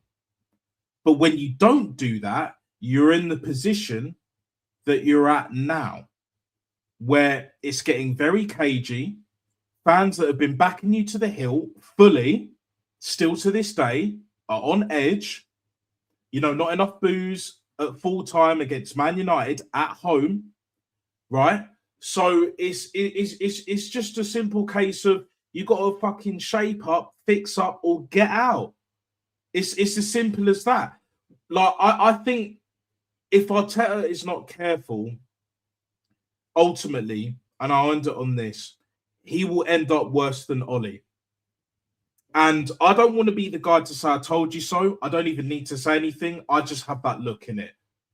And these top gooners, these snowflakes, they hate that shit. Bitches hate that shit. Absolutely hate that shit. Do you know what I'm saying? So I actually forgot Norga didn't make the bench today. No, he didn't. He didn't make the bench, bro. He never made the bench. No, he didn't. He didn't. And big up twofold as well. Bin this manager and get Inzaghi, and we can salvage this season. Look, as much as I rate Inzaghi, for me, it's Hansi Flick or Luis Enrique, and that's it. Like, we need attacking football now. My thing is as well, like, before I close out, it's not a case of, well, win by any means, although I'm cool with that, to make it clear. But my thing is, it's not a case of attacking football and we get top four like we did under Wenger, or we do the George Graham 1-0 to the Arsenal and stink it out. Why can't we win and win with style? Do you know what I'm saying? Play the Arsenal way. We have a philosophy. We have heritage, especially in this country, domestically. Why not utilize that? Build upon that. And then we can end up being more successful and start being successful in Europe. That's what Chelsea done. But we can do it our own way. But the problem is we have a setup now that's built for success, but we have a manager that's holding us back. And we have Odegaard as a club captain. Odeklapt, as you say, Quadra. Like, and that's fucking brilliant, by the way, because you know what I'm saying? You know, it is what it is. Like, where he's holding us back on the pitch. And it's as simple as that. And that's the bottom line, people. But yeah, I've got to go, you know, got to sort out the washing and all of that, prepare for a week's work and all of that. But yeah, big up. No, big up on that, man. Big up every day, man. Danny, shout out your socials and all of that good shit. What you got coming up, my brother? Yeah, well, there's nothing much to say. If you want to catch me on social media, it's Tangadore1981 on Instagram and Threads. It's Tangadore1981 on Twitter. No real stuff on my channel, but you will catch me on quite a few other channels. I think I will actually be doing quite a lot of work with Up the Cherries in All Departments of Bournemouth fan channel. We'll be recording a cherry picking stream. And also next week on Friday will be a transfer show talking about the activities coming up. You can find me on several other channels. Big up to Rashid, the learned Arsenal fan. He sort of brought me into that circle, brought me back on, and I'm really grateful to him. And several other channels on YouTube. Might be doing some work with Oris Talks Football in the form of a review stream if possible, or maybe not because we have a Monday Night Fiction and Champions League football. But we will do some preview streams coming up next week, definitely. And yeah, you can catch me all on the YouTube sphere, especially on Nasta's channel. Always grateful to have me on, but big up as well to Half and also Khawaja, excellent moderator and someone who also contributes a great deal. And I'm a little bit tired now. It's quite late and I also need to sleep, but I just want to say I hope you all enjoy the rest of your week. It'll be a new month starting soon. 2026 hasn't started very well for the Arsenal. We've got to try to get over this hump. Sadly, I don't even know if we'll have enough time to take a trip to Dubai for warm weather training this time around. But we'll have to see. We'll have to see how Arteta finds a way out of this ridiculous mess. Otherwise, it's the same story again and again. Big up to all of you guys. Big up to the chat. See you all soon. Take care. God bless. And good night and good morning. Good night, man. Get yourself a coffee. Yeah, big up, man. I mean, there's always the rugby to look forward to in it. But yeah, I'll message you in a bit. Quadra, my guy, what you got coming up, and any final thoughts? No, it's just a boring way to end the week. Really, a pathetic way to end the week after that, but pathetic performance. If you want to follow me on TikTok, follow me on Quadra Talks Football on TikTok. If you want to follow me on Instagram, then you can go to Quadra Jalil on Instagram. But I don't really think I have anything else to do, to be honest with you. It's just the same old Arsenal, really. We haven't even got a home win since the start of the year, mate. That's the shocking part. We haven't even got one single home win. That's how bad it is. We've got away wins, but not a home win. That's how bad it is. I just don't know what to do, bro. But it is what it is. We've got Kyra Almaty. Oh, by the way, Natster, I don't want to see any big players starting. If I see any big players starting, then that's going to be a concern. The amount of players that we've had. Norgard wasn't even on the bench against Man United. That was a disgrace, by the way, because he should be starting this game. Because Zubimendi's been a liability, by the way. Let's just all admit, half volley, and he's been a liability. That pass was a disgrace. He is going to get bullied. I guarantee you right now. Next game against Leeds. Imagine they bully Zubimendi. It's a long day for him. But all in all, been a great show, Nasser. My guy, great show, and yeah, big up to everyone. I gotta go to bed. Take care, everyone. Arteta out. Big up to the panel and to the chat. Take care. Yeah, no, Big up, Quadra, man. Yeah, no, it's a late one, and yeah, like the way we're going, I don't see us beating Leeds, but well, unless this manager somehow changes anything. Half volley. Big up, my guy. Yeah. Final thoughts. Want to plug any socials, like your channel and all of that? Take it away, my guy. Nah, well, as you know, Half Volley on YouTube. I'm on Twitter, quintessentially. Those who know me, you'll see me on Twitter, quintessentially arguing with all these people. There's not a lot more to add, really. I think it's a delicately balanced situation for us. Like I said, I want to win. I don't care about this manager. I have no personal affiliation with this manager. I don't care about him. He's a well-paid manager. If he can help us win, great. But I still want to win. And at the end of the season, it will be good for him to just move on. I think for the sake of our sanity and his. Let's see that, like you and I have always said, things change very quickly in football. And this loss, we can afford to lose 1 or 2 games and still win this league. So it's not the end of the world. I think the manager's behavior is the major concern more than the result. But no, Matt, one thing I would say is, big up to you, man.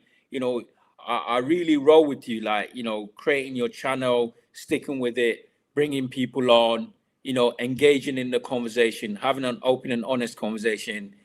That is commendable. So, big up to you. And this channel will grow, it will grow because you're having quality conversations, you're bringing people on, and you're giving it, like I say, I know that, building a platform and growing it's no easy task. And I always commend people, I rate people who stick to the task. I know it's difficult and it's extremely competitive building a channel, but much respect to you, bro. And I appreciate you bringing me on to have an honest and respectful discourse and talk about things that's going wrong with our club. So I'm always going to be here, whenever there's opportunity to come and have a conversation and, have constructive debates about these things. So now, big up to you and much love, bro. Hope you have a good week. It's a very stressful result for us. This kind of result on a Sunday kind of ruins your week. And then, luckily we've got a game on Wednesday. If we win that, then, that will bring some positivity back. Like I said, we're going to Leeds. I don't know what to expect. I want this manager to bin Odegaard. I want him to bin him. Like, stick him on the bench and do something different. This squad is good enough. Stop playing this captain, because the problem with Odegaard, like I said, is he seems fragile. And because of his fragility, we look like we're down to 10 men. So bin him. Let's have a positive result against Kaimat, whatever these people. I don't even know where the flipping hell they're from, right? But all I know is it's going to be a nice day out. It's a dead rubber anyway. The game don't matter. We're already going to finish first or by some miracle, maybe second, if Bayern Munich go and score an enormous amount of goals and they outdo us in GD. But we should be okay. And then we've got Leeds on Saturday. So let's see. Hopefully I'll see you back on these ends again. But now, big up to you. What I want to say is big up to you. You're doing God's work. And yeah, man, like, all I can say is we're gonna stick it out, and hopefully we have something to celebrate at the end of the season. Wouldn't it be nice? Wouldn't it be nice if we crown all of this with some silverware, and then we gracefully just usher this manager out so we can all get on with our lives? But no, other than that, bro, big up. I'll see you around these parts again. Yeah, no, big up, hopefully. Much love and much respect. To be honest, because where I live, there's a lot of Chelsea lot in it. So I would love to stick it to them, pause and just get through to the final and win that League Cup. Because, we've been on panels before where I've said, just win us a major trophy to get that winning mentality. Do you know what I'm saying? That can push us forward, win the league. Because I want this manager to do what no manager has ever really done in our history, probably ever, or at least for the longest time, is leave on a high. Can this manager be the first one to win either a League Cup and or FA Cup, win the Premier League, and just leave on a high. Do what Fergie did Good with point. Man United. Leave on a high when you can't do no more, Yeah. and just like go off into the sunset. Or better yet, you'll get a better job from that. If he wins the league and then he goes, he'll get another top job. Mm-hmm. If he doesn't, he won't. That's where he's at from the decisions that he's made.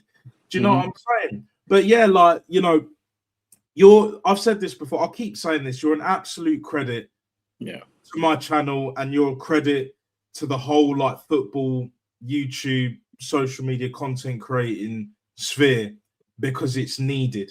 The discourse, as you very eloquently put it, is very, very, very, very much needed. Do you know what I'm saying? And I know I said like before, I think it was one of the games where you wanted to come on, and I just finished the stream. Yeah.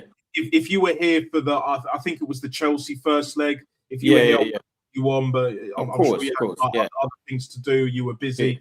No problem. We all have our own lives and that. But yeah, Man United, huge game, innit? So like, you know, whenever you're next on, or next available rather, I'll probably do a live stream for Carry Out, which is either Tuesday or Wednesday.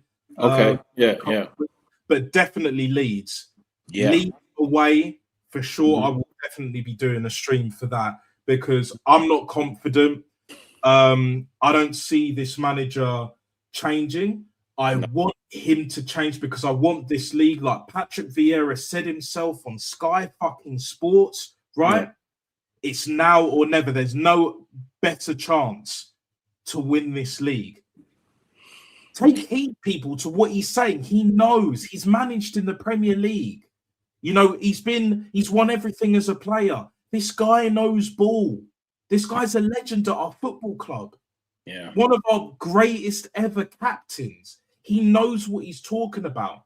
You know, he's criticizing Arteta, and rightly so. And he does it in a way similar more to your style than mine. Yeah. Because he's professional. I'm not saying I'm not professional, but you know, I have my channel, I do it my way. I just say and do what the fuck I want. I say I just have a potty mouth, and well, I'm not monetized and all of that. Do you know what I'm saying? So I have the freedom in it, like YouTube and all of that allows me to do that. Of course, until that day comes, you know, we'll come to that bridge once we cross it. Do you know what I'm saying? Once but yeah, mad love and respect. Nah, big up that, man. Love, bro. Big up the chat, elite level, world class chat. We had 9 live viewers at one point. Make sure you like and subscribe. On the road to 200, 106 subs. Make sure you also hit the notification bell so you'll never ever miss when I go live and direct and in full effect, or when I upload the next video. Either way, the uploads are going to be a different format. I'm going to try and get OBS working better on my Mac, because it was working before, but it hasn't been for the longest in it. So I need to make a few modifications for myself, you know, something that this manager needs to do. So if I can find a way to do it, or I do it on StreamYard, either way, then this manager can find a way to just drop Odegaard, whether you keep him as captain or not, and just get us playing better and just have a 90-minute performance. I want to win this league with or without this manager. You know, for me, my views on the manager, and I'll end it on this, doesn't matter. I want this to be successful. If we're successful with this manager, I don't give a rat's ass. We're successful. Who cares? It's only the other side, really and truly, let's be honest, that cares, you know, we're successful with this manager or not. I don't. League Cup, I'll be celebrating. No one's going to tell me that I can't celebrate. You guys will be wanting a fucking parade if that's what in this season. Keep it all the way, James Brown. Ain't it funky in this bitch right here, right now, Fat Boy Slim settings? Yeah, do you know what I'm saying? This is what it's all about. But yeah, I gotta go. You know, big up now. This is my 3rd beer. I've got. I'm not gonna lie. Yo, you know, big up now, man. Like, it is what it is. I'm gonna end it right now. You know, take care. All the best. Have a great week. You know, Hard Volley and everyone else. And peace and love, man. Arteta out, bro. It is what it is, man. It is what it is.